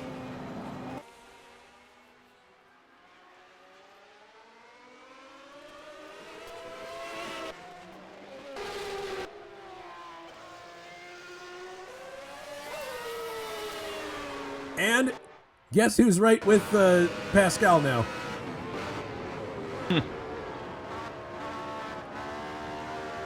It's David Jakes. Call Mr. Plow. That's his name. That name again is Mr. Plow. Yeah, he's really trying to. I don't think he's that much quicker than Pascal. He's simply trying to force Pascal into an error. I mean, they're both driving at the limit. That's obvious. Yeah, but look at how he's really throwing that Brabham into the corners. Yeah, those tires are absolutely shot. You can tell them.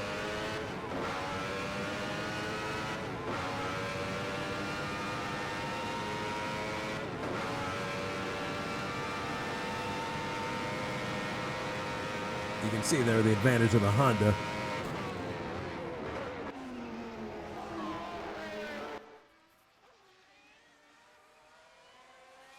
Yeah, I'm really interested to see how David does with the 91 spec Brabham. I know you've said many other people are getting upgrades, but it'll be interesting to see if he, like I said before, if he's doing this good in the 1990 car. I imagine he'll be very competitive in the 91. Right with Pascal now. He's definitely quicker than him on this backside of the course. Oh, Whoa! David Jakes almost spins the car. It's Pascal Mikula. Oh my goodness. That looked like a synchronized ballet. Goodness. Yeah, I think the tires are obviously at the very end of their life for Yeah, both they of are. them. They are most definitely not in the state they were in at the start. So it's going to take him a second to recover from that.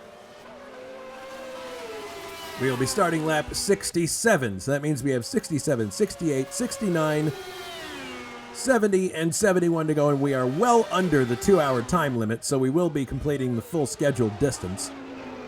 We should be, yes. Yes. Yikes again at it. But now in this big section, really the Honda Power. No, the slipstream this time is working well for David Jacks. I mean, he's giving his everything now. And also it's a matter then, remember, even if the Honda is very powerful, once the tires are shot, you basically get wheel spin instead of forward motion. Mm-hmm. Coming out of the slow turns, especially. Oh, boy! Jake's again on the very brink of losing it. Yeah, if he doesn't get Pascal's second position, it won't be for not trying. No, it won't.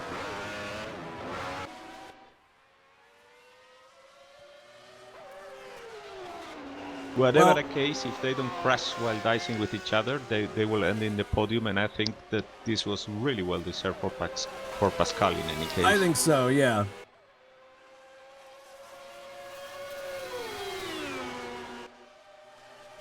Unfortunately, even despite the first race incident, because of how the abandonments, retirements, and the championship positions have panned out, he's very well in the chase for the championship.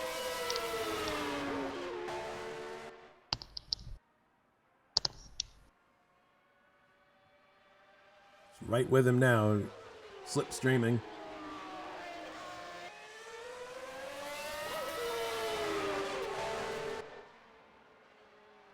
Oh, looking up the inside. Oh, there's contact. Goodness. Careful, guys. We want to see a battle. We don't want to see a crash. Oh, my goodness. Best shot that David has had so far. 3 laps from the end. Yep. What a fantastic race this has been.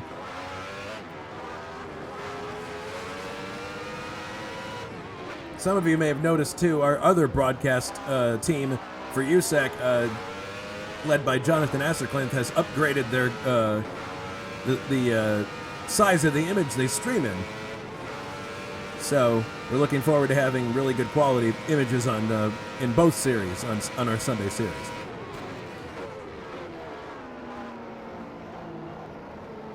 And we will need that quality in the next race, which will be Ontario, because that's a big track. Big track, and yeah, it's going to be those are going to be a couple of nutty 100-mile races. I've been trying to get my cigarette box with wings in order. Whoa, David! Oh, very close. This is going to be David's shot, I think, coming up here. He's on the outside. Is Pascal going to give him room? He does, very sportingly, but not really in the right place to overtake there. One more shot maybe here. No. Oh, look at Pascal. He's very intent on protecting that spot. Well, I can tell you, no matter if David Jacks gets through or not, this is one of these fights that makes it all worthwhile. I mean, as a driver, you enjoy these things immensely. You do. And your mention of a ballet earlier is very apt, because that's how it feels when everything's right. Okay, he's still right with him. Goodness, Pascal under extreme pressure here. But he's been under extreme pressure the entire race. Here comes David Jakes. Looks like he's going to go for this position on the outside. Yeah, but hang on, because in the S's they will go side by side. There goes Mikola. Pascal, who really knows how to brake late. Fantastic. Yes, he does. And just manages to stay ahead. So David Jakes probably will be scored in second place in that lap, but he was only in second place for about a fraction of the lap. Well, this is great stuff. So the next time by, they will be starting the final lap of the race, and Dave Miller is still in the lead.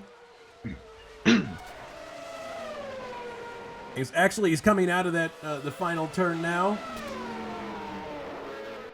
Down the main straight. White flag. Well, there's no white flag really in F1, but this is the final lap for Dave Miller. An amazing performance. A great drive. He was under pressure once from Juha Boss and rose to the occasion. And you can follow David and Pascal, and I'll tell you when Dave is about to cross the finish line. We can switch momentarily to him and then go back to the main fight. Thank you. Beautiful fight these two are giving us today. Oh, here comes another shot that... oh, goodness! He down the straightaway. Oh, there was contact there, and Mikola spins out. Oh, no! Mikola spins out. David goes up into second place. Unbelievable. Here's the replay. Oh, my goodness. High drama. Is Juha Boss able to catch up with Mikola? I don't know. No, let's he's see. on the move again. So Miller, oh, goodness. Well, Pascal spun on his own, it appeared. Canola is also spun up. Meanwhile, is going uphill for the victory in the Brazil Grand Prix. He's going by Richard Coxon now, goes by the pits.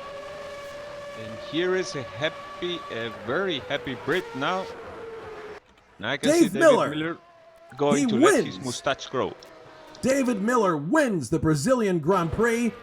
David Jakes, assuming he can do the next two corners, is in second. Pascal's in third and has recovered from that spin. That was a really close situation. It looked as if there was slight contact before the corner. Here comes David Jakes off the corner to finish in second place. A fantastic drive in an inferior car. And Juha will finish tantalizingly close. Oh, very close, yes. Had Pascal not had enough reflexes to quickly get the car back up to speed, he would have lost the podium. Pascal finishes third, Juha fourth. Gabriel Del Piccolo finishes fifth, and Richard Wilkes will claim the final point for sixth place. Great drive. Seventh for Richard Coxon. Eighth, Bruno Chacon. Ninth, Anders Nilsson. Great drive in that car. 10th for Ray Rodal after his unfortunate start. 11th, Thiago Canola. 12th, Timo Vermeers in the other Lotus. 13th, Adam Hackman in the garage because he was out of the race. 14th, Mick Chapman. 15th, Brian Janik, also out of the race. 16th, David Saber. 17th, Tim Hillett. 18th, Little Al. 19th, Grant Rodal. 20th, Victor Alcacer. And 21st, Mike Olson. Well, that was a tough but really fun race. And we got the same name of finishers as the same amount of finishers as the real race. That's true, we did.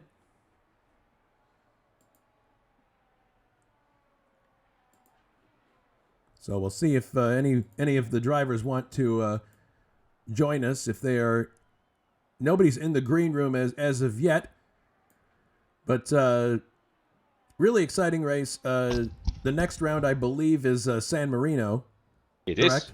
Is. Beautiful track. Yeah, an excellent circuit.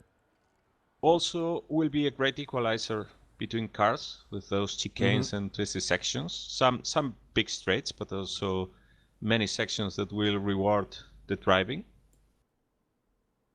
User was moved to your channel. And we are joined by the winner of the race, Dave Miller. Congratulations on winning the Brazilian Grand Prix. A fantastic drive. Thank you, Jason. That was absolutely brilliant. Massive thanks to everyone for joining in the race. Just brilliant. Over the moon with that one. It looks like you only had really pressure during the race from Juha at that one instance, but you really came back and rose to the occasion. Was the strategy to run without a tire stop? No, we always planned to make a tyre stop. I went for hard tyres for the first stint and then softs for the second. All right, so when Juha was challenging you, that must have been just after your tire stop, I guess. Yeah, I came out second behind him. Gotcha.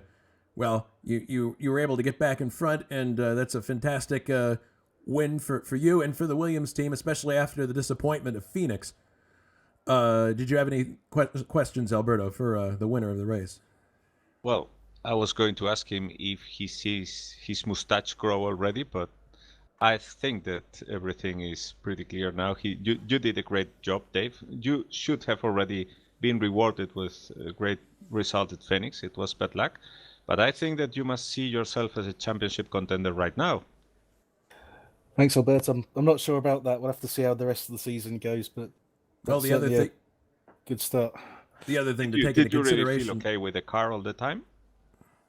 Yep, I put in quite a lot of practice and testing work this weekend. I got the car feeling really nice, and well, the Williams is always going to be one of the best cars on the grid, so that's definitely helped a lot. You really look comfortable with it while driving alone. That's important, but you also seem to be comfortable when driving in traffic. You had one out-track excursion while dicing with the other cars, and even then you were very much in control. So how was it when dicing with the other cars? It felt pretty good. I went for a higher downforce setup than probably a few other people. Just sacrificed a bit down the straight and went for more speed through the midsection of the track. Okay, we're looking forward to seeing much more action from that number 5 Williams in the top in Imola.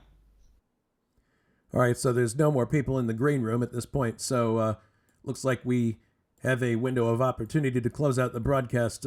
Remember that this coming Wednesday, we have Tin Top Racing ASTC 1997, Wednesday, January 29th, and Jonathan will probably be supplying highlights for that, but that's a fun series. I wish I could take part, but I'm teaching on Wednesdays, so that is impossible. But I know you're in that series. Hope that you have a fun time, Alberto. Yeah, we will do. Phillip Island is a beautiful track. I absolutely love it. All right. Well, if there are no other people in the green room, I think it's time to close out the broadcast. Alberto, thanks very much for your expertise in today's race. You provided a lot of great insights, and I hope everybody on YouTube enjoyed our presentation of this race.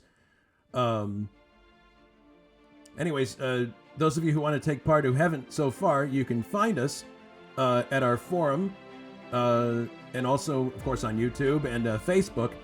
And until we see you on our next broadcast, this is Jason White saying so long from Interlagos.